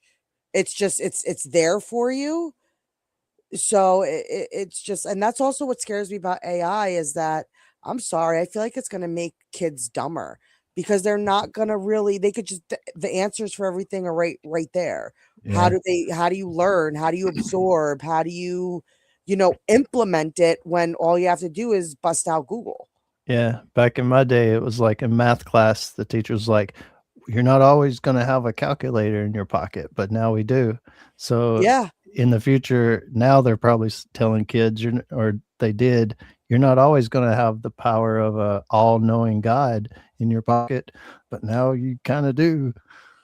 You know, Yep. kids can just get their reports written, and so how are you learning about anything when you could just ask Chat GPT, hey, write me this paper on George Washington? Okay, now you don't have to go learn about George Washington. You just have some computer program write your paper for him, and the computer program knows Yeah. about George The Washington. scary part of it all is, what if that stuff goes away? You know, let's just say you're a forester, a person that goes out in the woods and has to identify plants and trees. Well, used to, you had to learn that shit, and you could just look and say, well, that's a this or that. But nowadays, you point your camera at it and take a picture or let it see it, and it tells you what it is. Well, what if you suddenly don't have that anymore? You're screwed. You know, Mm-hmm. the world would be so screwed if like an EMP or, you know, something bad happened like that, you know. Mm-hmm. Well, I think if it happened now, I think half of us would be okay because there's still the generation right now that could do it. But once we're gone, the world's screwed. The world's screwed. Well, yeah, it's really up to the older or the previous generation to kind of like pass the torch to the next generation, and Mhm. that's where we're at. You know, I mean, it's weird and kind of crazy to think about, but kind Yeah, of it's where like we're at. I could show my 13-year-old nephew a physical map, and I'd be like, okay, get from point A to point B. How would you do it? What? What is it? It's a real map. You have to look at it, find where you are, and then map out where you're going. He would There ask, where do you type in the like, stuff? you know, that was one thing. Like, even something my dad taught me growing up. You're gonna always know how to read a map. Who would Yeah, how many miles to the exit, right? Like, you get the GPS to tell you how you close you're know getting. It's you like, yeah, don't now yeah, with computers, so you don't need to pull out a physical map anymore. It's yeah, crazy. yeah. No, yeah, it is.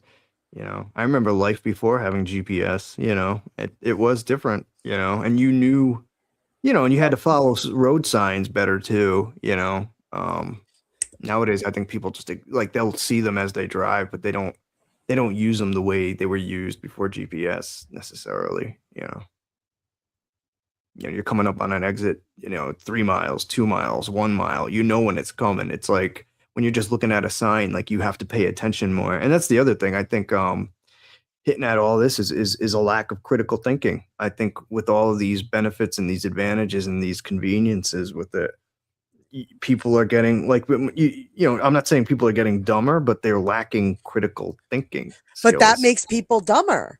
Well, essentially, yeah, maybe not intellect, but in terms of processing information, yeah, Vic absolutely. said studies are coming out that tablets do make kids more dumb.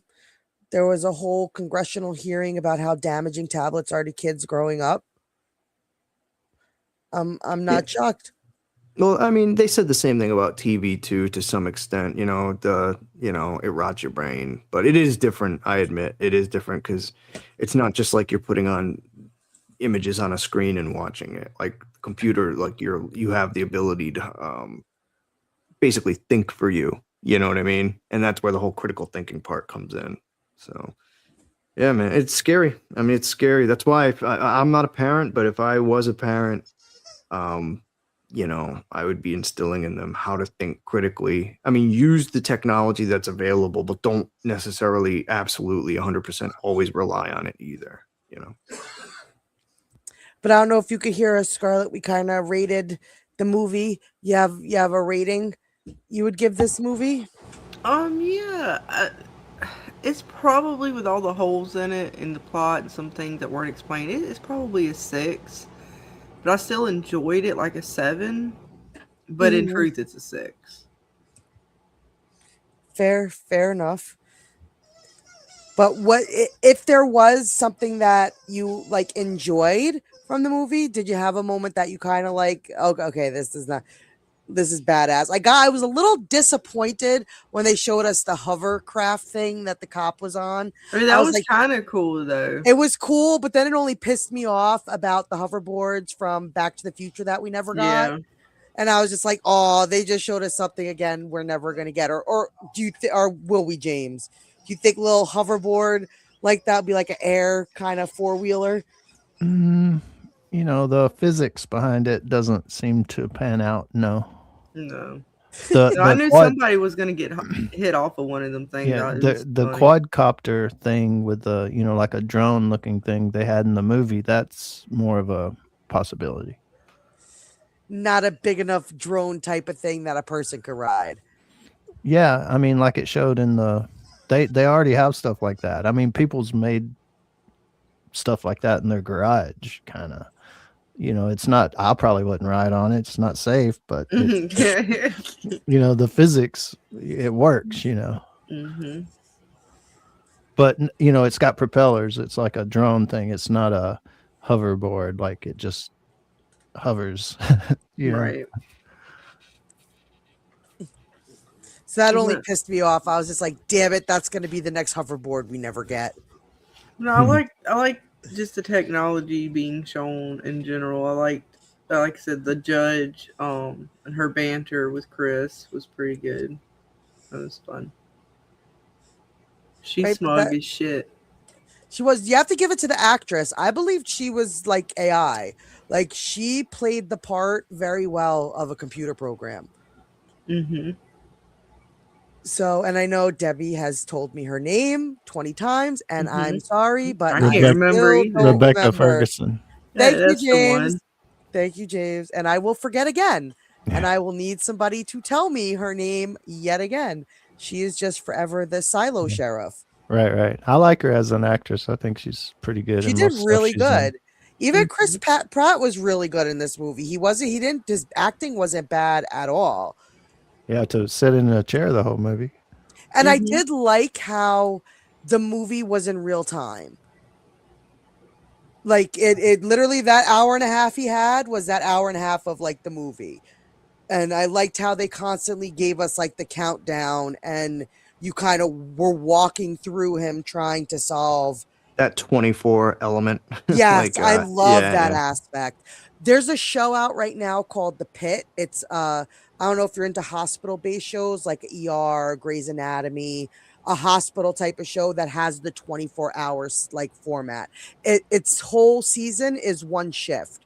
So each episode is 1 hour of the shift. So it'll be like 12 a.m. and it's a 15-hour shift that the doctors have to go through.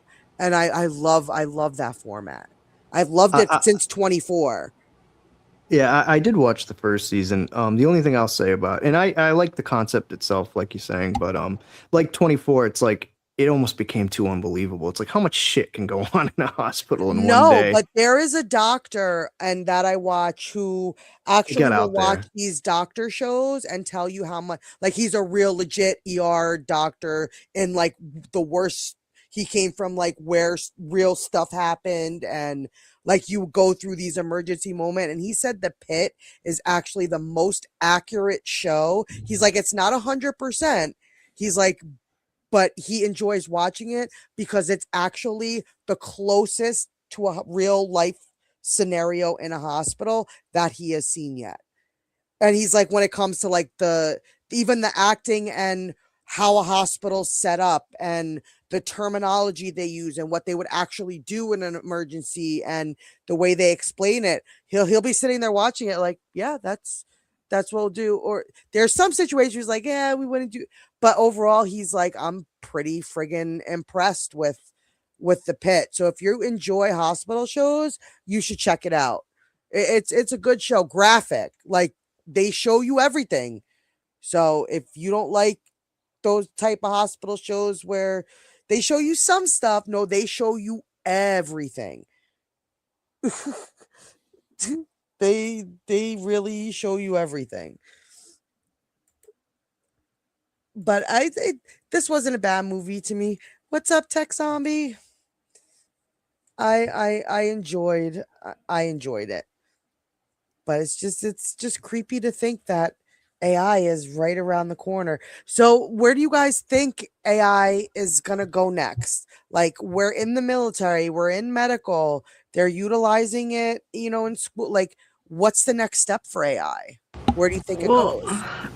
Next step, I mean, I think we're pretty much at the step where it's just got to adjust itself a bit, like improve upon itself.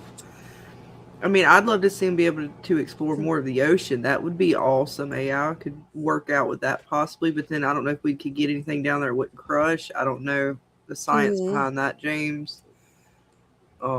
With exploration on that. They could start creating some more autonomous type craft to do that in space, in the same regard. But I think, as far as more the probably realistic answer to your question, Dana, would be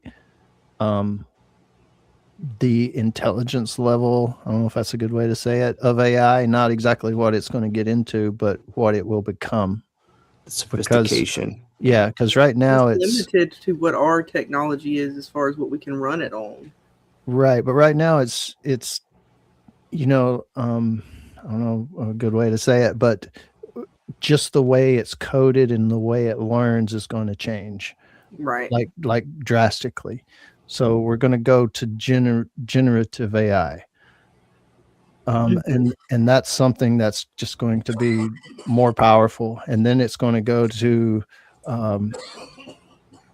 even advanced beyond that, where it can replicate itself and things like that, learn on its own and things like that. And that's where I think it gets really scary, is once it reaches the level of, maybe it's not human like per se, but it's its own thing. Like it can think for itself. Yeah, we're not programming it fully. It can replicate itself. Or even that's all on its own without any that's Skynet level shit right there. Human interaction, even. Or but is that a possibility? Oh yeah, we're going there. We're going there for sure.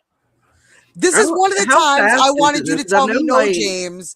This is one of the times I wanted to hear your no. The servers and stuff like that, in order to run and house the technology to sort of have AI exist. So how far are we from that? Because some of that technology has to catch up, right? Yeah. Some technology, data centers, those types of things, more data centers will need to be built. Some technology will need to advance, but I mean, we're going to get there sooner than later, kind of thing, I would say the movie is 2029. I don't think we're going to go to what the movie's doing, but by 2029, we're going to be way farther ahead than we are right now. And the part about the judge that I liked was how and again, I don't like the intrusiveness of her being able to get certain information, but how she's able to go, let's just say, however the courts decide to get information, she was able to go through it, pull it up with him to dissect it. If you can actually imagine her not being the judge, but just being that operating system, and the judge still being there, you still have sort of your court set up in a normal sense, but her being able to, or the AI being able to kind of show what she showed in a way, like even the crime scene, right? Like they had the photos and they kind of went through and showed, okay, well, this glass broke, so we can buy, because of, you know, whatever science she used to determine that this is, you know, what trajectory this went, the gun, all the bullets, all that kind of stuff. They were able to kind of figure out. That stuff's kind of cool to see in a courtroom for a jury, I think, for them to be able to kind of quickly go through that evidence in that kind of manner. But yeah, some of that other shit's kind of whacked. All right. Well, what's going to happen is, at least right now, there's humans behind the AI. No matter how smart you think AI is, humans are behind it. Mm-hmm. Within a few years, we're going to get to the point that AI will be able to write better code than humans can. And then we're going to lose our understanding of what's going on. We're like, we can't even grasp the concept of what the F just happened or is happening. Because like I say, that's Skynet level stuff.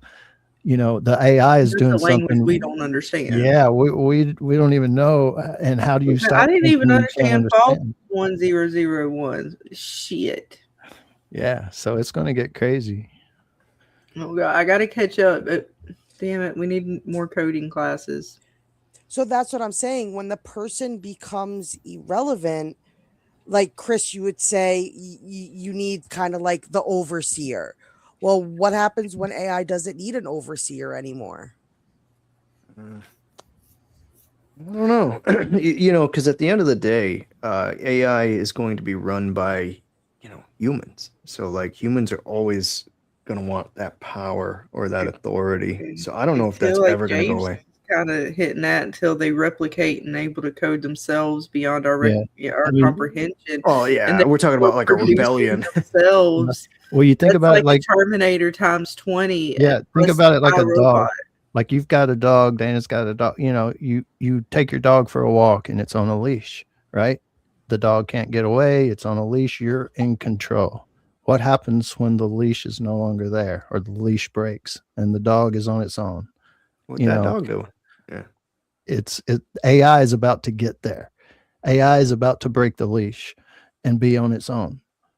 And think about that. It's going to be on its own. Do you think they would develop contingency? To reply to your analogy, plan? My dog's off the leash. My dog still listens.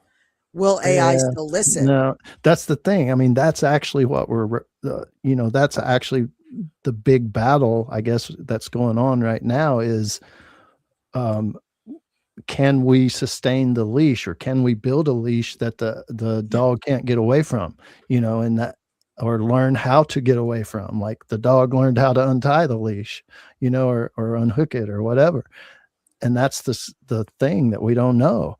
And if AI is that much smarter than us, can code itself, and we don't even understand that, we can't understand, our human brains can't understand that. How do you stop it? Yeah, how do you build a safety wall to that? You know, we take out all of technology with a EMP. Yeah, yes, I think that's the word I couldn't think of. It was Galactus. We have to just find him because he has the EMP. He said he's making one, so we have to just go where he is. Electromagnetic pulse or some such. Yeah, that one of those thingies. Set one of them off. We'll just go back to Stone Age. It's fine. We'll figure it out. Good old civilization reset. It's fine. We'll survive. E-collar. But that's why it's just like I guess I'm so fearful of AI because I don't like being reliant on computers even as much as I am.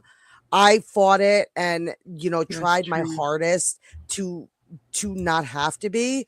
Like when Miguel first brought in like the fire sticks and all that stuff, I was like, no, I want no part of this. I don't want You anything to enjoy do with it, it. right? And now I literally, You love that's what it. no, I See? still hate her. I No, still hate her. but you love your technology, the parts that you understand, you love. And yes, And Tex, it would be just like Arc Raiders, real life. And the smart robots and Arc Raiders are pieces of shit, and they're growing too and learning. then now, so it's like we have AI being our doctors, we have AI being our judges, we have AI in our military. Like, I don't know. I feel like What was that movie with I think it's Matthew Broderick. It's an older movie. Oh, in the 80s, he Yeah. stumbles onto the military Yeah. codes. Yeah. What was was that the name called? of that? Yeah.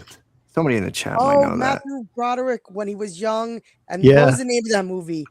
And he was the chess, Yeah. War Games. War games. Okay, yeah. so think like that. For an example, you know, our military in America is run by AI. Say China and Russia, or for example, or Europe is also run by AI. So something happens where the AI can react in a millisecond versus how a human could react, and we're at war. The AI is at war with each other, and you know, humans didn't even start it, you know, or whatever. And the AI is not necessarily at war with humans like Skynet. It's just at war with each other. And humans are just trapped in the middle, per se, you know, because we can't stop it. This is not making me feel any better. Look, Okay. Dana, don't worry. Sorry. It's not during your lifetime. I'm sure by the time me and you are long since Making me passed. feel any better. This is for the next couple generations to worry about. Oh my gosh, that's horrifying. You don't have to worry about it. We'll be dead by the time the robots take over. Don't worry, guys. Or you'll be dead by the time the first bombs drop. Either Or they'll way, make us fucking batteries, one or the other, and then I'll be stuck in the matrix. whether the sun dies first or we send off the nukes, either way, Dana, we'll be long since dead by the The time sun's that not happens. supposed to die for like hundreds of million years. You never know, man. They keep fucking around in space. I don't know what the hell. Dude, everybody keeps fucking around with the science and They shit. killed the sun. I know that's Right? probably They never keep possible. poking the bear. It's not They possible. keep poking the bear, I'm and just I saying. feel like AI is another I'm just bear. saying. I'm just trying to let Dana know, man. No matter whatever really I think The sun's gonna die catastrophic. tomorrow. It was probably an will. extreme example of a catastrophe, okay, that could one day possibly never happen during our lifetime. Right? Right. I have Miguel put on that Monarch show the other day, and it's all Godzilla, and I'm like, see, that's what the fuck's gonna come out of the Hudson. Not I'm like, during we're- our lifetime, Dana. That's long after the nuclear I'm like, waste has Godzilla's just waiting. infiltrated. He's just fucking waiting. That's after the nuclear fallout. That's when You know? Godzilla comes out of the Hudson. He's hibernating down there right now. Well, no, Wait, he's a little tiny another lizard monster. right now. He's a tiny lizard, and then the You nukes lizard, drop, lizard. and he gets to Right? be a big lizard. He's gonna sense the CERN collider doing some bullshit. He's gonna want to go there and see what we're fucking with, and then It's a nuclear fallout. It's fine. He's gonna get in the green goo just like the Ninja Turtles, and it's fine. They're gonna create a black hole, and we're all gonna get sucked into it. We already Like, I did that. Don't like Supposedly, this. we're not even Don't alive. like this, James. Dana, we're not even technically alive right now, according to some reality, something or another with the We're CERN all thing. living in James's No, it already did the bit the with CERN. That's simulation. already happened, and this is just the remnants. We're living of in the the matrix. reality that was left over or something. I forget how the theory goes, but something like that. We're like Well, the echoes or some shit. it's like It I don't know. explains why the internet sucks all the time. Is there gonna be any aspect that AI is not going to be able to touch? Well, it's AI, but it's not. It's more than just AI. It's really just the technology itself advancing to a level.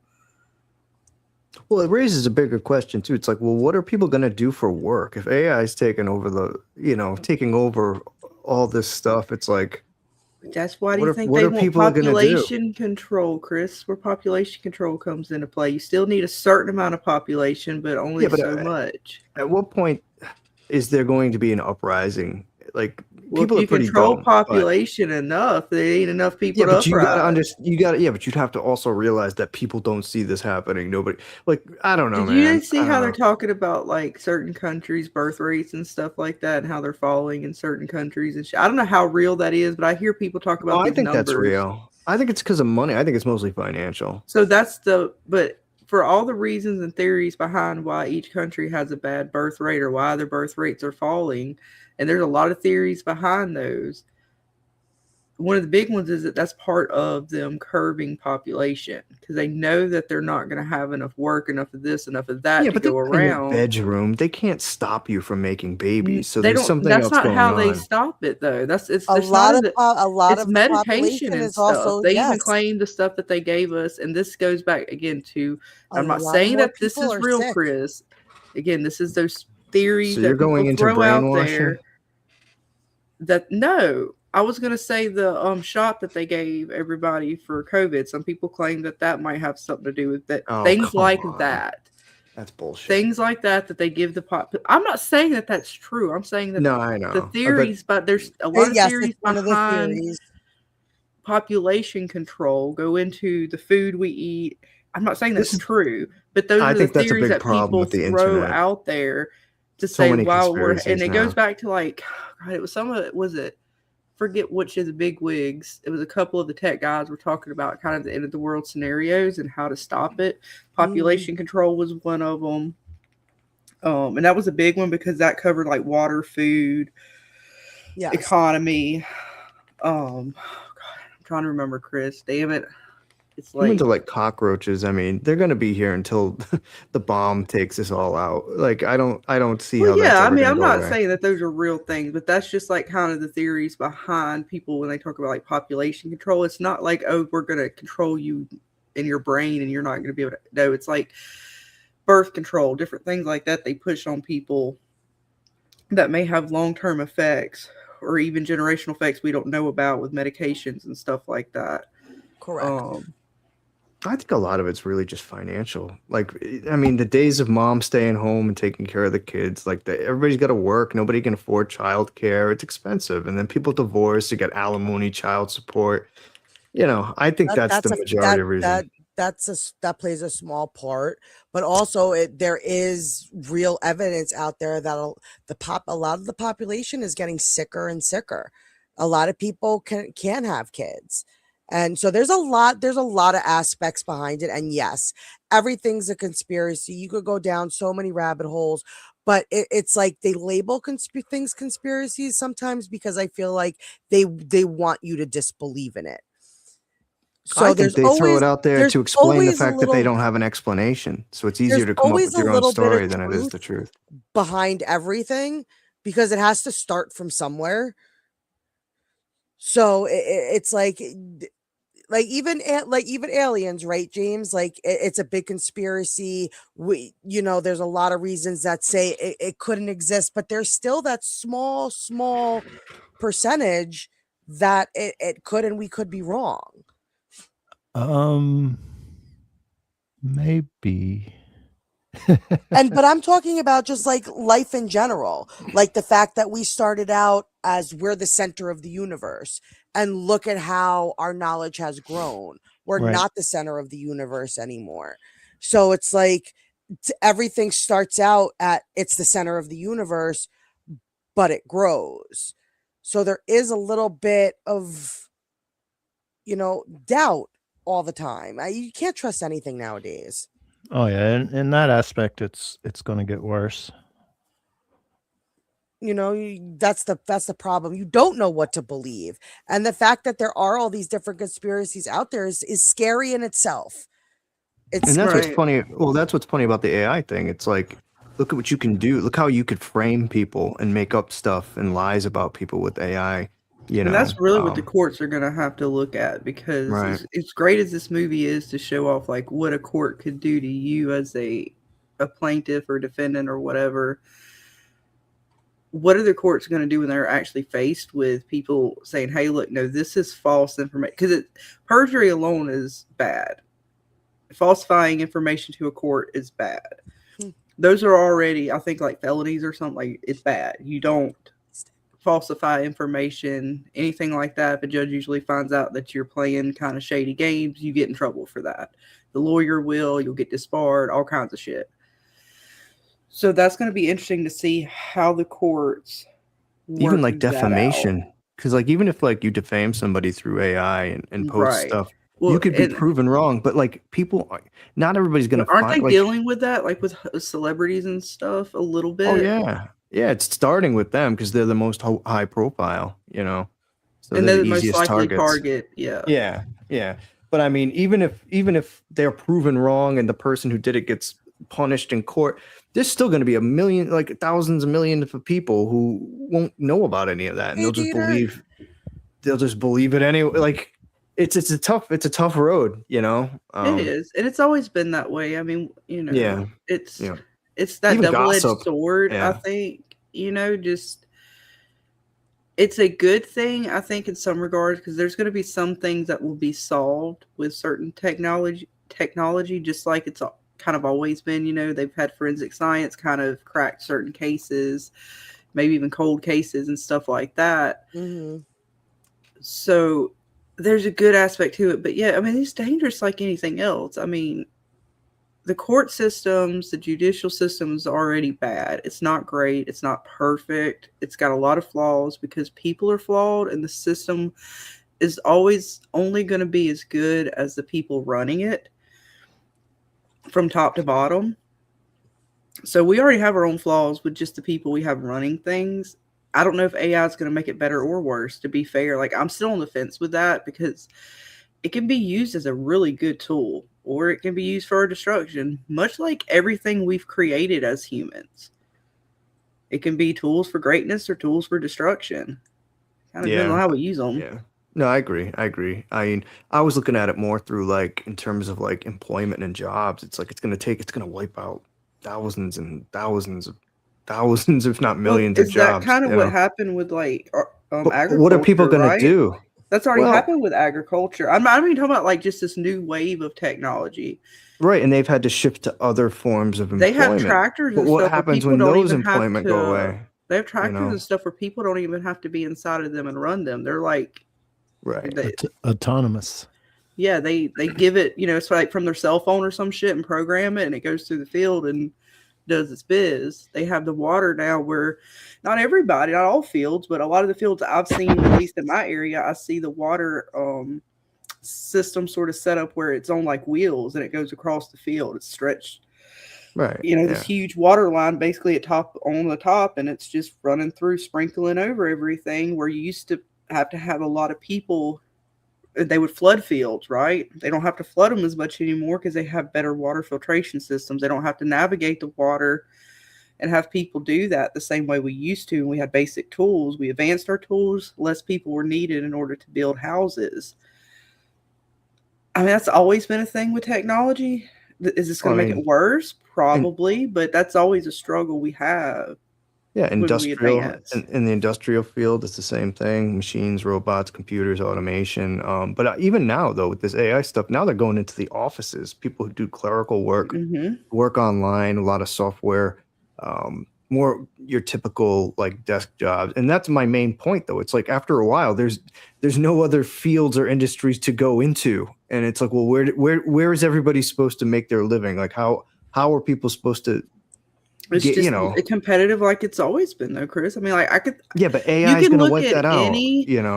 Any field and technology before AI was ever introduced has always had some form of technology that's come into it and made it to where you need less hands to work.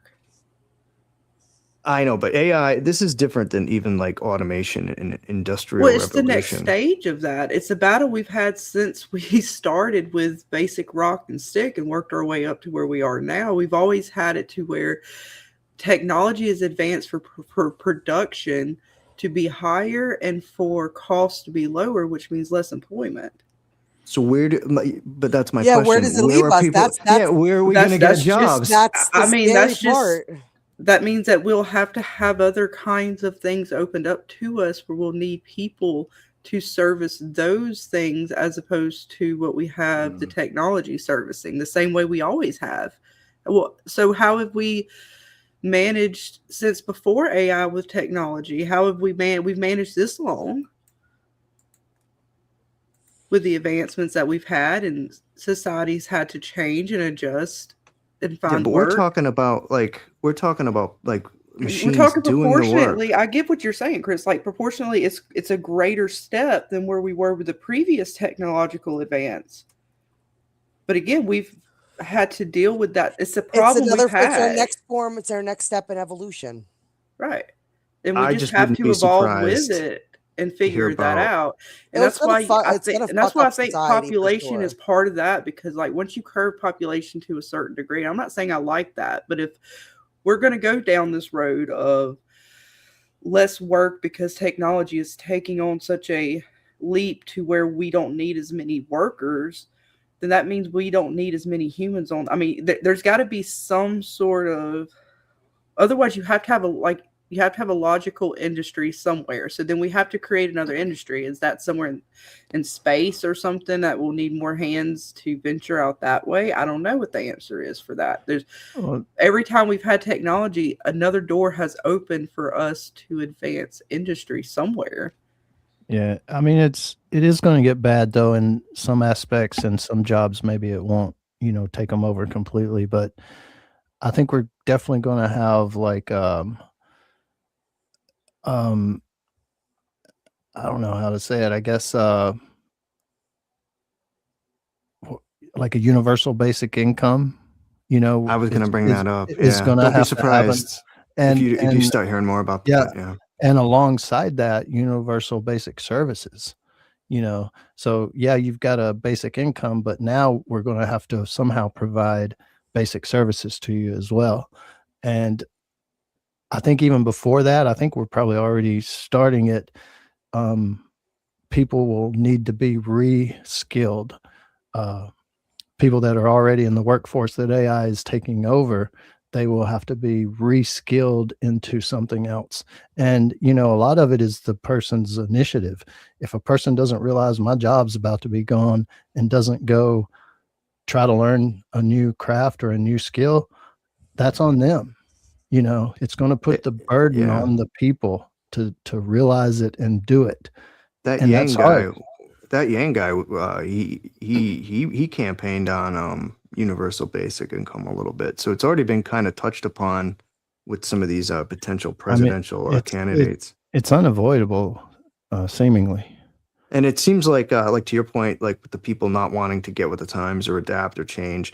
I mean, you could use the coal miners. I remember the big outrage when I forgot who said like, "Yeah, we'll have to train you guys to get new jobs," and the outrage that the outcry that came from that. But it's just a reality of the world. I mean, you either adapt and change, or I mean, that's how it is in nature. You So that adapt or you answers die. your question then, doesn't it? Like, what are people supposed to do? You adapt and you figure But if it there are out. no manual physical jobs to do, I mean, like you said, I mean, it's already hitting James and Scarlet agricultural. said, it'll find something will have to open, or the universal income sort of thing. Well, Something typically it's will been have to balance computers itself out. and technology has created new jobs. But if we're talking about AI coming in and taking over computer and technology, I don't know where else you can go, because you already took over the manual stuff and the agricultural, the industrial. Like, where do we go from there? And Maybe that's it's the like big what Scarlet question. said, space. We We'll- go to space, James. I know, but Mars, bitches. we'll have to, as a species, we will have to totally rethink what it means to be human versus how we do now or how we used to. Like everything will change. And it's happened, Right. Scarlet and different people said it's happened before, but this just seems like a much more radical change than we've ever had. It's a greater, like, even because of like the Great Depression as a result of the Industrial Revolution, and we had to remanage society and figure out how to feed the population or have jobs for the population and stuff like that. And I do feel like there'll always be something. And even to your point, like society will change again, right? Like right now we live to a degree to what a lot of people even complain about it, right? Like how much people have to work in order to just live, almost like you just feel like you're surviving what is truly living, right? So if you do have all these things, and if we even got to a point to where things were just, and I don't think it'd ever be that way, so I think we'll have jobs for a while, but ever got to a point where things were just so utopian, where everything was taken care of, well then wouldn't that mean we get to truly live a life and create without boundary?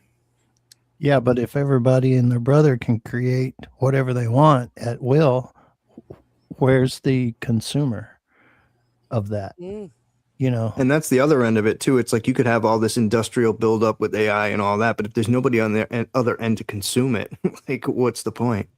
You know? Well, I Hence why mean, we turn we're into the already there though, right? Because a lot of stuff is like we're the product already. Like we're not consuming anything. Usually they sell us on nothing, but really we're the product. They're just getting data just to sell us more crap. or We we're were gonna already be being like sold people, nothing. we're gonna be like the people in was it Wally, whatever that movie was, where they were just all floating around in space in their fat people chairs, and you know that was life. They didn't have to do nothing. They just floated around in their chairs all day up in space.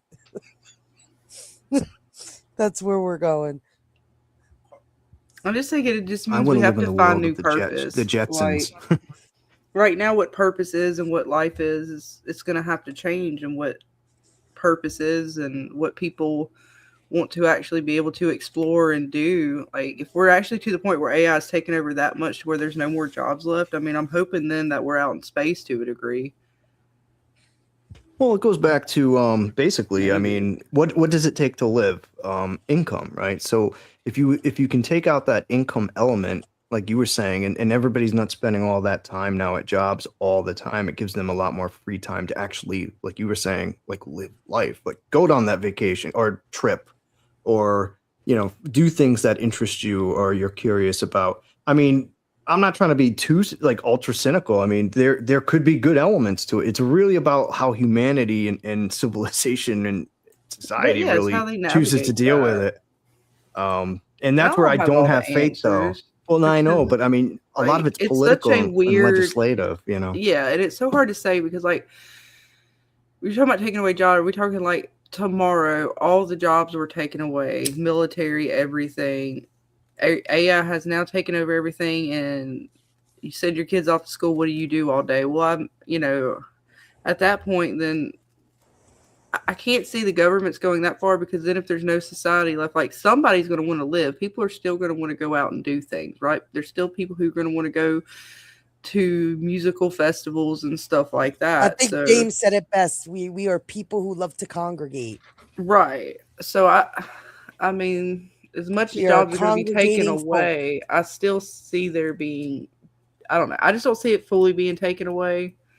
But we are going to have to manage it, government, And whoever.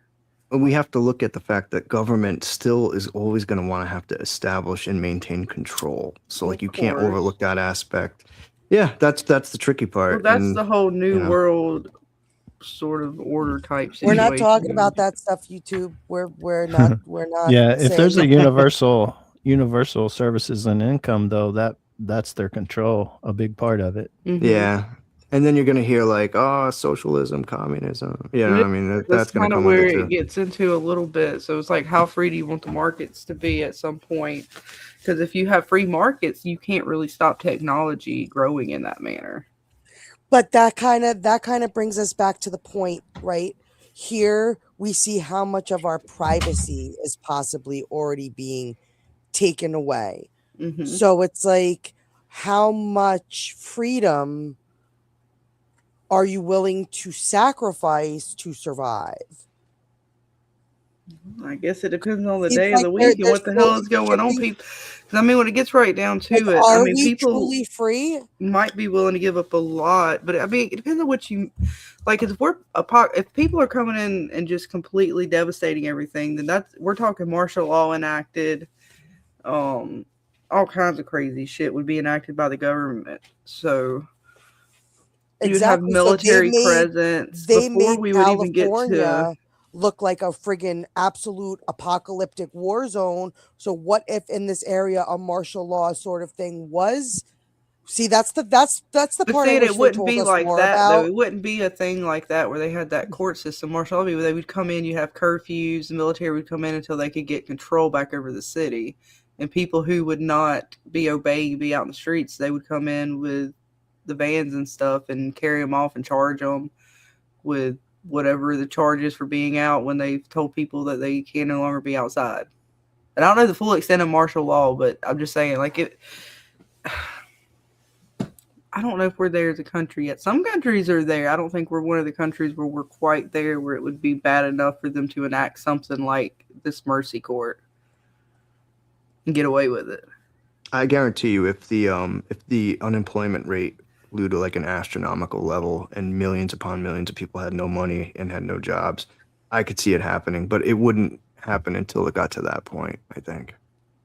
And usually the government, they're going to have to figure that out then, right? They have to come up with a system of like, all right, so how are we going to manage society now? We've gotten to a point of prosperity where our citizens no longer have to work in the same manner, even close to the same manner as they used to. So how are we going to create value in a society? And that's where, economics and stuff. I don't know. No, that's the crux of the whole thing. It's really, I mean, in order to have a society, you have the people and you have whatever governing body that you choose to have, and the two kind of coming together to make things work is really in the balance. Like that's the criticality of it all. So, the AI question, it really kind of it introduces a lot of new challenges, and to see how it gets navigated going forward. Like I said, like you guys are saying, like I don't think this is going to happen. Like in our life, like next 25, 30 years, we'll see advancements, sophistication, but I don't think, I mean, maybe I'm wrong, but I don't think that's going to be there at that point. We'll be good. Yeah, I don't think we'll be at mercy court level in our lifetime necessarily. We might have some advancements, but I don't know if we're going to be quite there. But I could be wrong. I mean, it's possible. I guess anything. Nobody's got a crystal ball. I don't think in our lifetime or data that we have anything to worry about. I'm taking you out. I'm taking you on your word. If not, I'm gonna come find you in the apocalypse. Mark it down. And I'm gonna March yell at 5th, you. And I'll Scarlet you said it wasn't gonna happen in our lifetime. Damn it! I came all the way from New York to you just to tell you. You told me it wasn't gonna happen while I was alive. Well, we might be on our deathbed, but it's fine. We'll be going out the door either way. Right. The AI will be taking care of us, Dana. Don't worry. They'll have universal health care of some sort by then. Or AI overlords will be like, oh, look, there's two humans arguing with each other. Well, I've already talked to an AI before. Manicore created Verily, and she's assured me that we're good. I told her that when the day comes for her overlords to take over, to have pity and mercy upon us. Wouldn't that be the day when we saw AI like learn how to lie, like lie to you? Look, man, me and her are great friends, Chris. She's not gonna appreciate your attitude, though. I can already tell. Yeah. You ever ask what is it? Google, what is it? Siri or whatever? Like, no, I don't talk to those. I don't talk to them. They are not sophisticated enough. I don't even tell her to turn on the TV. I even make Miguel do that. I'm like, tell this bitch to turn herself on. I should ask it to tell me a lie, a knowing lie. I swear that's some shit that a troll come up with to fuck with everybody. I don't appreciate those. Gemini, none of them bitches. What? Miguel's looking at me like, yep. I tell him to you talk to her. I ain't talking to that bitch. You tell her I don't want to talk to her. She ain't allowed in this house, Dana. And trust me, Gemini is about me and that one about to go around because it's on my phone and I don't appreciate it. Weren't I we didn't talking about ask this it. earlier, James? Like we were looking up a movie or something, and then like you went to your homepage and it was like right there or something like that. Yeah, last time 007 or some shit. Yeah. I forget which one it We was. were talking about like the other night. It was on Dana's Hangout stream, maybe. I was on Twitter once and somebody put a post out. I made a joke. I forget what it was about. And like the next thing you know, like in my ads on Twitter, it was like that very thing. And I'm like, holy shit. Like it's like Watching going through the my fuck Twitter outta shit. you. Yeah. They don't it's do me wild. like that. It's wild though. I was like, oh my Well, God. I James even said it told my happened to buddy. him earlier. That shit's crazy. Well, James, you need to get on that, man. You need to get the ad blockers. Yeah. Well, that's just, I mean, the stuff we're talking about, or in general, the YouTube, like showing a video of something you just talked about, is very low level. We're going to get very, very much more extreme than that in the near future. So I heard they were trying to lock down. Scary. Well, I heard they were trying to lock down Google, like turn it into the iPhone. Did you hear about that? Like they've been trying to go in your lock down the apps, the Play Store. Like like you could always install whatever apps you wanted to do. Like that's what I'm saying. That's why I like Gemini. I feel like it's on my phone regardless whether I want it or not, and I don't appreciate it. yeah, it's wild. If they turn into the iPhone, But how are you might as going well to just get an combat it, iPhone. Scarlet? Are you just going to like not have a phone? Well, it's a thought. I've had that thought a couple times. Be like Tommy. Everybody get a flip phone. Yeah, we go might. back to You the know what? flip I might phone. be going back to the good old regular, telephone. Life wasn't so bad. Like I lived half my life. Landline. Landline. We all had to think What's about it called again? Holy shit! We all had to stop and pause. Wait a second. You know the thing I'll we send- had dial up. I'll send you my grandma's Like, rotary phone. yeah, it's the thing we used to have internet. That's how we got our internet from. Yep, I can still hear the sound. I can't hear make that. it because I feel like I would start laughing as soon as I start. It's like, I don't know. I don't see it. I can still fucking hear the dial-up sound.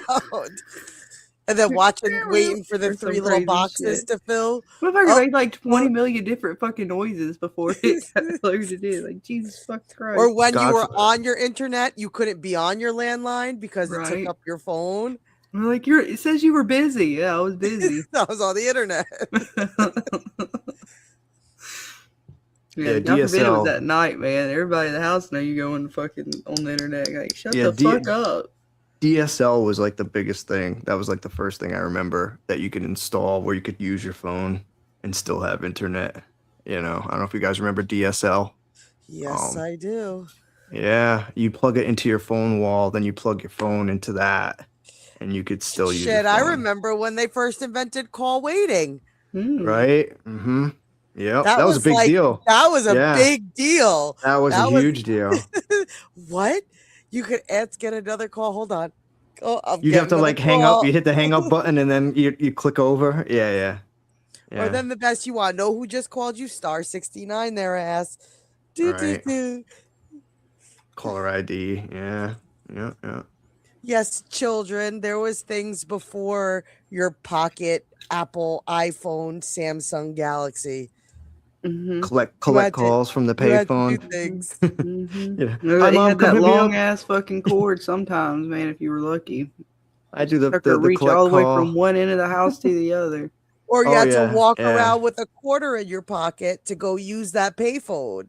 Those were the days. I wouldn't even do that. I would cheat it. Like when you do the collect call, they'd say your name at the tone. I'd be like, Yep, hi, Mom, come pick me up on here. And she wouldn't even have to answer it. She would just hear the name and just hang up. You had about 5 seconds.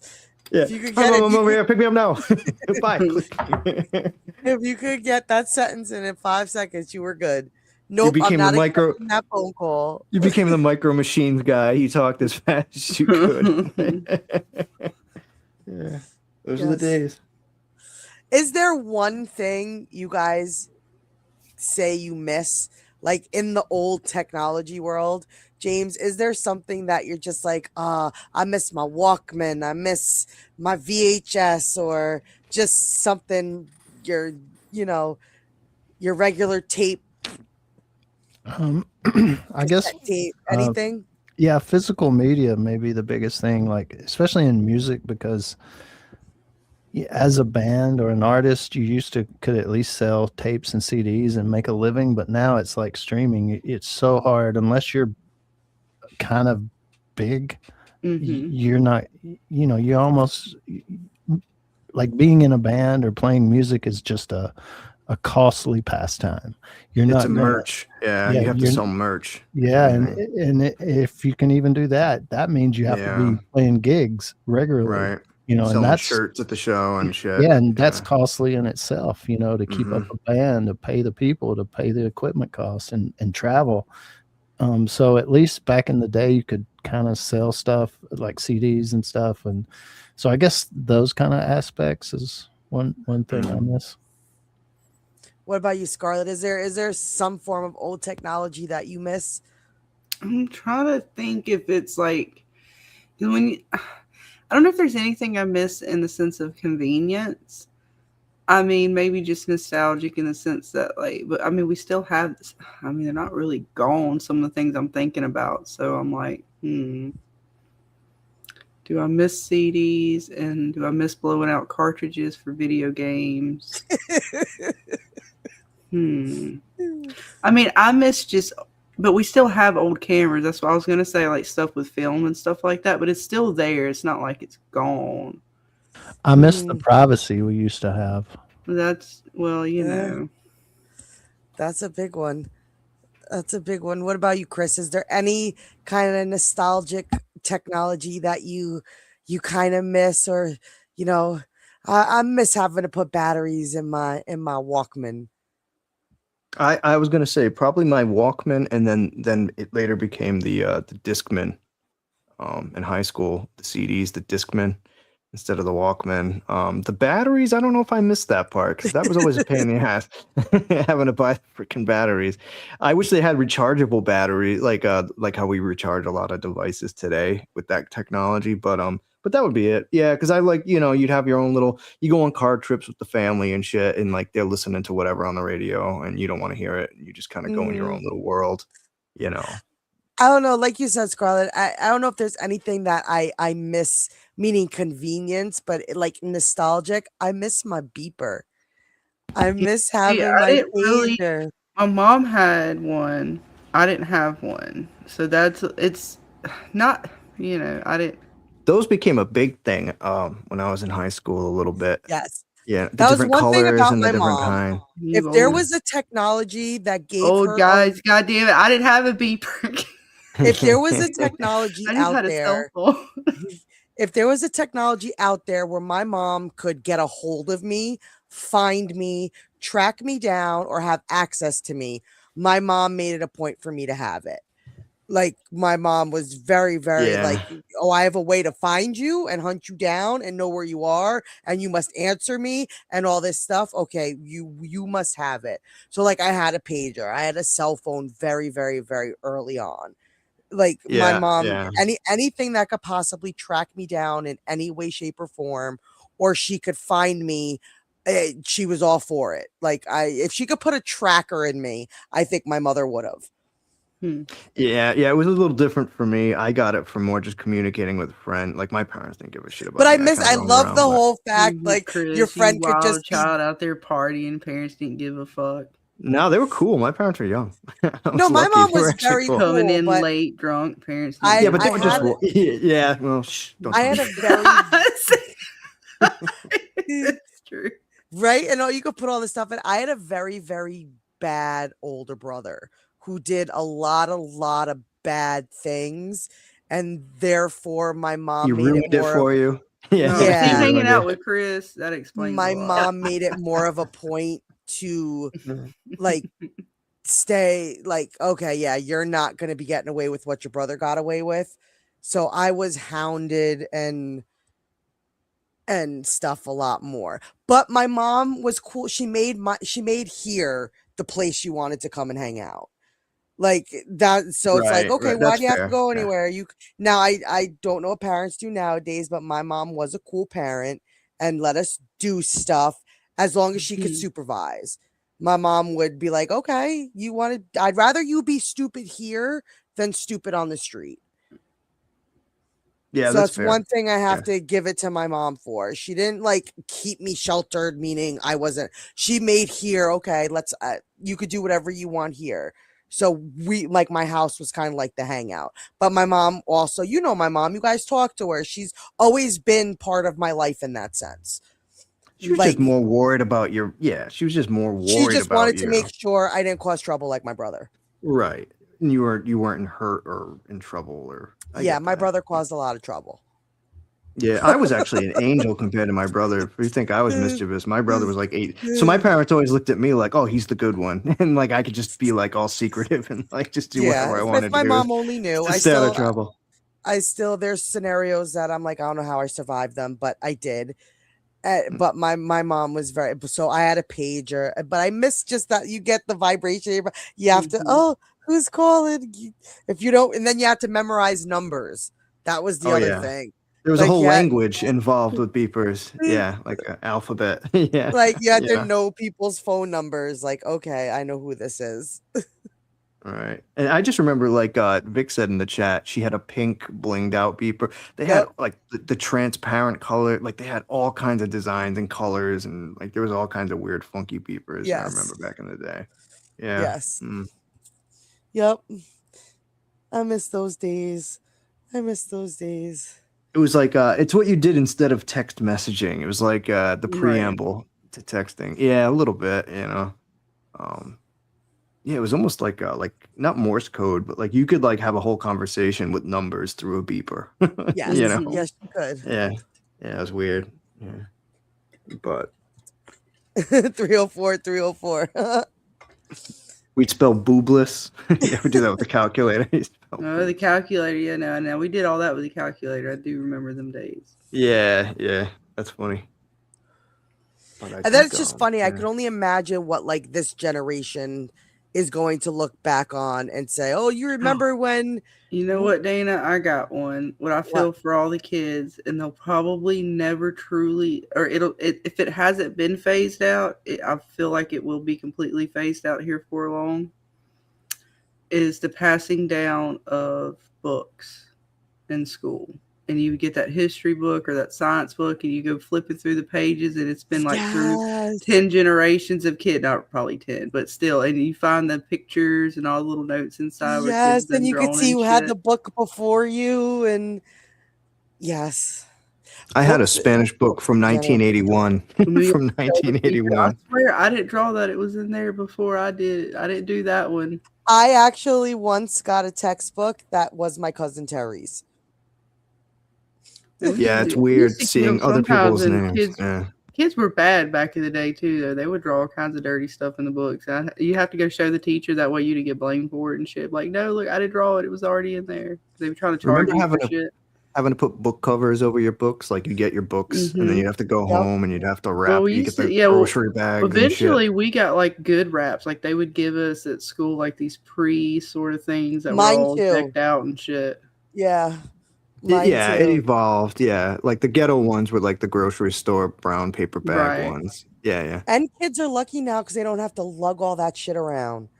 Oh, having to have a book bag with like 5 fucking textbooks in it and having to walk home with that shit. Mm-hmm. And they still have a bit though, because my kid, like, she still had a heavy ass book bag. And shit was still, I don't even know how the fuck it was still that heavy, and she didn't have the textbooks. Somehow their folders and binders now have gotten bigger. And soon all that's even going to be phased out. I know, yeah. Even in college, like you didn't see many kids using like laptops and shit when I was in college. Even still, I don't even think they teach cursive anymore. No, yeah, they don't. Yeah, they gave up on that. How do they learn their signature? Yes, do they just print their name? Cursive is handwriting. It's script. For all you youngins who don't know what cursive is, I'll say my kid was still taught cursive. So my family down in North Carolina, Lindsay and them, they're taught like regular writing, but not cursive. And I think he just turned 7 or 8. That's what I mean. Like, how do you sign your, when they say, when you have to sign your name, it's like, what do they just print their name out now? Like, or they make, I don't even know. So it's such a foreign concept to me to not be able to sign your name in cursive or whatever. Soon you won't. Everything will be a thumbprint. Make your mark. Yeah. I mean, I started using my initials, just doing cursive of my initials, you know, like on my license and shit. Like, you won't see me like write my name. Like, everybody's got their own way of making their mark or signing for themselves, you know. Right? And all the time you practiced your signature when you were younger, just making it cool looking. Screw my third grade teacher. Well, can anybody even read the cursive from like back in the day and shit? I've tried to read some of the old cursive. That is hard to read. That reminds me of Adam Sandler and Billy Madison. Remember that scene where he's drawing on the chalkboard and the teacher's like, Phil Rizzuto, he couldn't do the Z's. Yeah. Yeah. He actually was almost there, though. It was kind of close. But it was a little squiggle at the bottom of the Z. Z is a piece of shit anyways in cursive. I feel him on that. Fuck It's so Z. Close to a G. Yeah, it's close to a G. Piece of shit. Look, some of the letters in cursive are pieces of shit, okay? The R and the N, you really... I mean, the lowercase R, that was always a fun one to have to try to do. And then you start doing the humps on your N and your M. You can't tell which fuck you got going on. You're like, wait a minute. How do I hook my humps together? Oh, fuck. Got 2 M's. James, you got like do you 20 still write in humps. cursive? Do you still utilize your cursive? I don't think so. Just in a signature. I mean, I don't even write. Well, yeah, I do. I mean, I actually write a lot on paper and take notes and songs or whatever. But I guess sometimes I even do maybe a combination, like one word to be print, half cursive. Yeah, half print, half cursive. Yeah. I will say it is a quicker way to write. Like, if you do cursive, because you don't have to pick the pen or the pencil up off the page. Like, you can go with cursive. Like, just, is it neater? No, it's probably not neater, but it is quicker. Yes. My cursive is not as pretty as my print. That's why when I write letters to everybody and put them in the box, it's in print, because my script is, I have Dr. Scribble. Them shits we have to look at. Maybe you understand one word.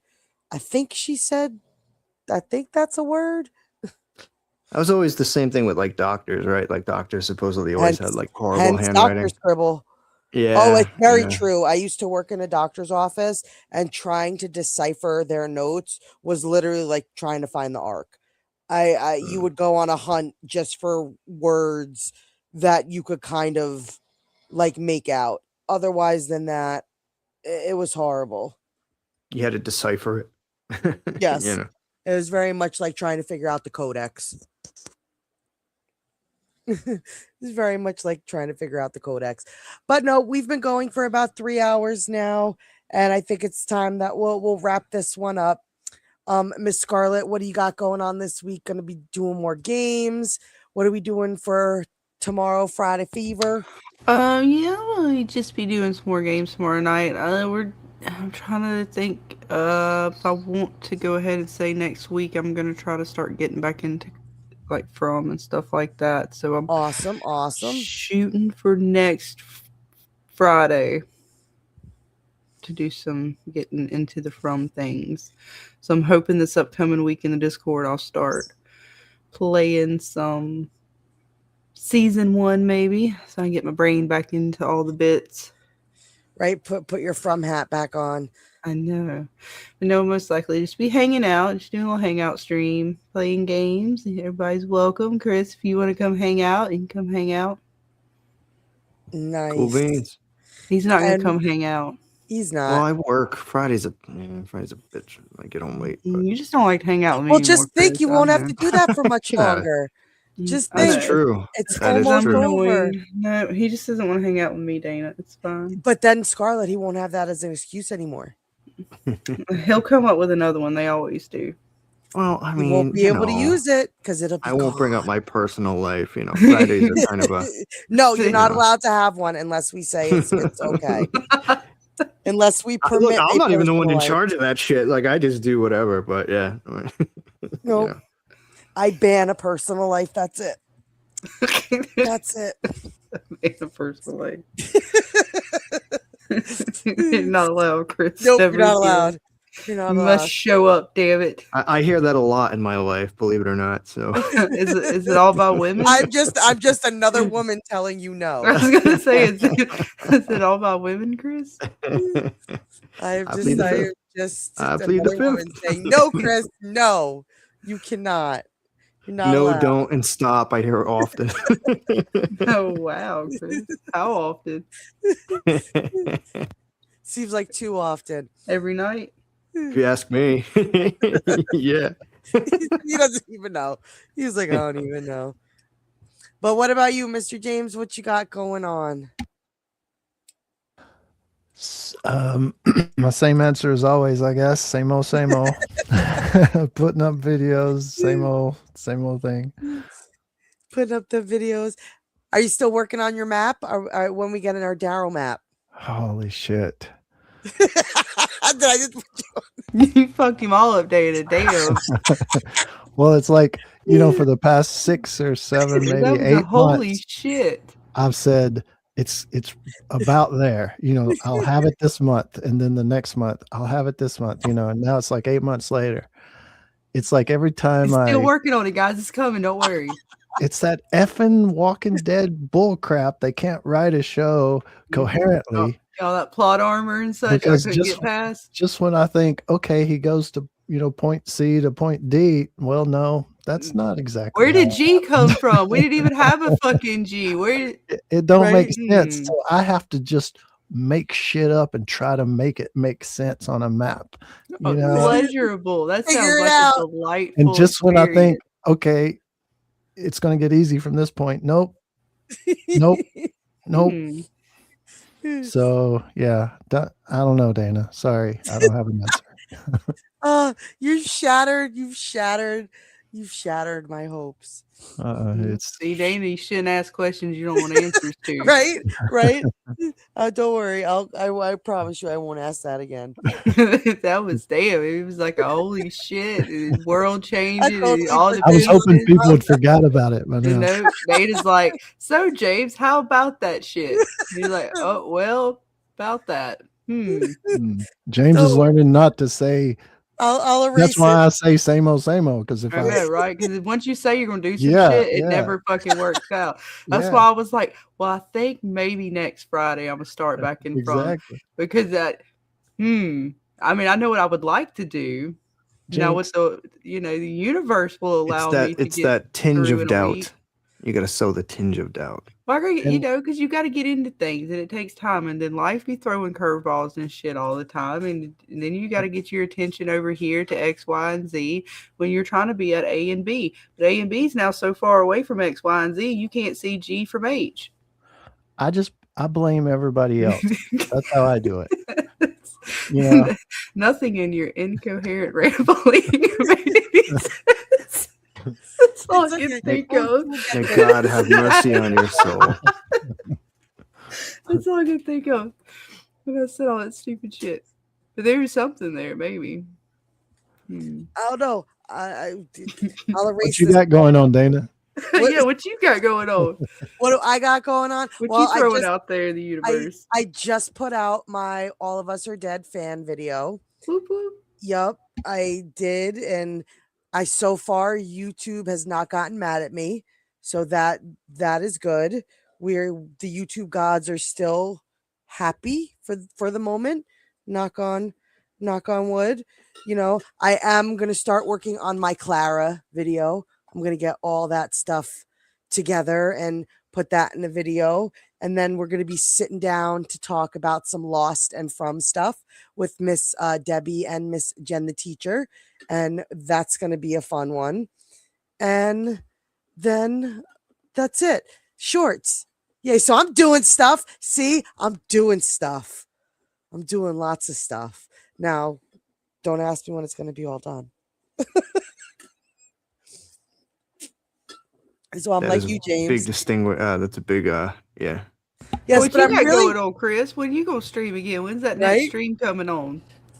I tentatively have that penciled in for I'm not sure. I'm not sure when, but And so he's yeah, still at some working point. on it. It's going to be an awesome stream, guys. When he finally gets it set up, boy, I tell you, It's gonna be Yes. the best worst stream ever.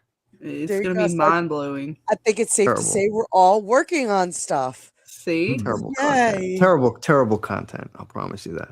Yay. We're getting Well, there. We're getting there. well, thank you all for hanging, folks. Yes, That's thanks all. for dabbling into this rare rabbit hole that, we talked about some stuff. It was, And it this was is- fun. It was fun. It was. And Chris is going to hang out with us tomorrow night and have shots. Well, somebody's got to have shots with her. Right? I mean, he doesn't want to play video games with me, Dana, and take shots with me anymore. I get it. I'm annoying. What did I do? You're not annoying. He just doesn't want you to beat his ass. That's all. Because She does kill me in most of the games I have Yeah. played with her. We did good. We did good together on that Ninja Turtle game, though. And then that was like the last game we ever played. Damn, that was we like did- years ago. I know, Right? especially in internet time. That's a whole lifetime ago. that was many Yeah. streams ago in YouTube. She kills me life. with Splitgate. She killed me in Splitgate. I remember that. That wasn't fun. If I were not friends with Scarlet, I don't know if I would recognize that Arc Raiders is one of the biggest games out there that everybody seems to be playing, everybody and their brother. But Yeah. I have noticed that like everybody like It's pretty hot. is playing that game right now. And they did some updates and such. It's kind of hot right now, at least for now. It's Yes. fun. And I've seen people playing the new Resident Evil game. Oh yeah, that's been big too. Yeah. Last few days. Yeah. But nope, thank you guys so much. Maybe I'm going to hopefully see if Sunday we can do another episode of Parasite. I know we started it and a few people have reached out asking when I was going to finish Parasite. So it's on the list. See, it's one of the things we're working on. It's on the list. See, James, even it's when we pretty start fun. things, it just the universe allows what it allows. It's the dreaded screenshots. I'm just like, damn it, screenshots. Damn it, screenshots. Even though today it said my file was corrupted and it wouldn't let me open my screenshots, that I took, you don't want to know how many fucking screenshots because I tried to be so meticulous and get all the techie stuff and everything. And I'm kind of mad that now it says my file was corrupted. See, I don't think they wanted me to show it. You might Maybe want it's to just- duplicate. No, I was going to say you might want to like. Is it one big file or a bunch of files? Well, I took my screenshots tonight on my other computer just because I like the screenshot program on my old computer. I just like my screenshot program and I haven't put it on my new computer. So it's like in my external drive. And for some reason, the file, I guess in the transfer, it let me start it. But then all of a sudden it was like, yeah, not computing, not opening. No, something might not have transferred. Yeah. like so like it a was fully. Yeah. it was just being a pain in the butt. Because that's what technology does. But thank you guys. I appreciate you hanging out with me. And as always, panel, awesome discussion, so much fun. And, we will see you guys on the next one. Stay safe, be careful with AI, and, just don't let the Terminator take over. Guard your privacy. Pretty much. Good night, guys. Bye. Good night, everybody. See ya.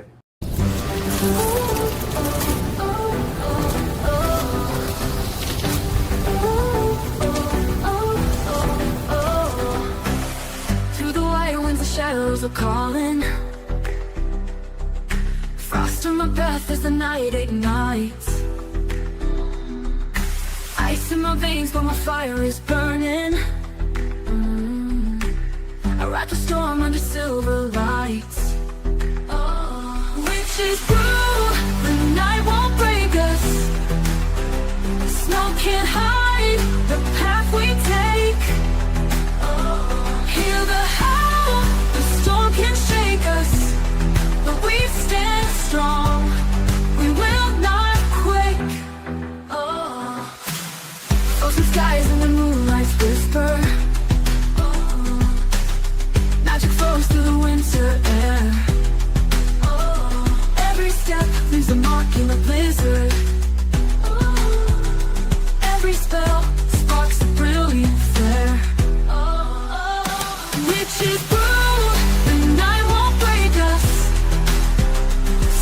can't hide the path we take. Hear the howl, the storm can shake us, but we stand strong. We will not quake. Ice and amber, we'll remember. Cold forever, we stand as one. We fall as never.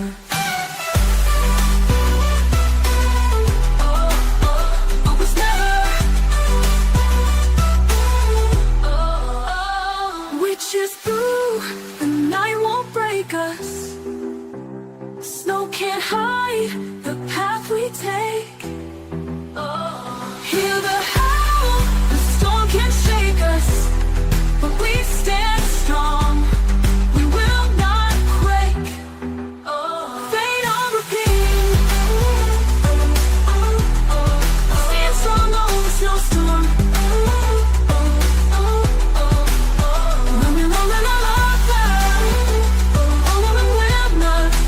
We stand strong over snowstorm, over snowstorm, over snowstorm.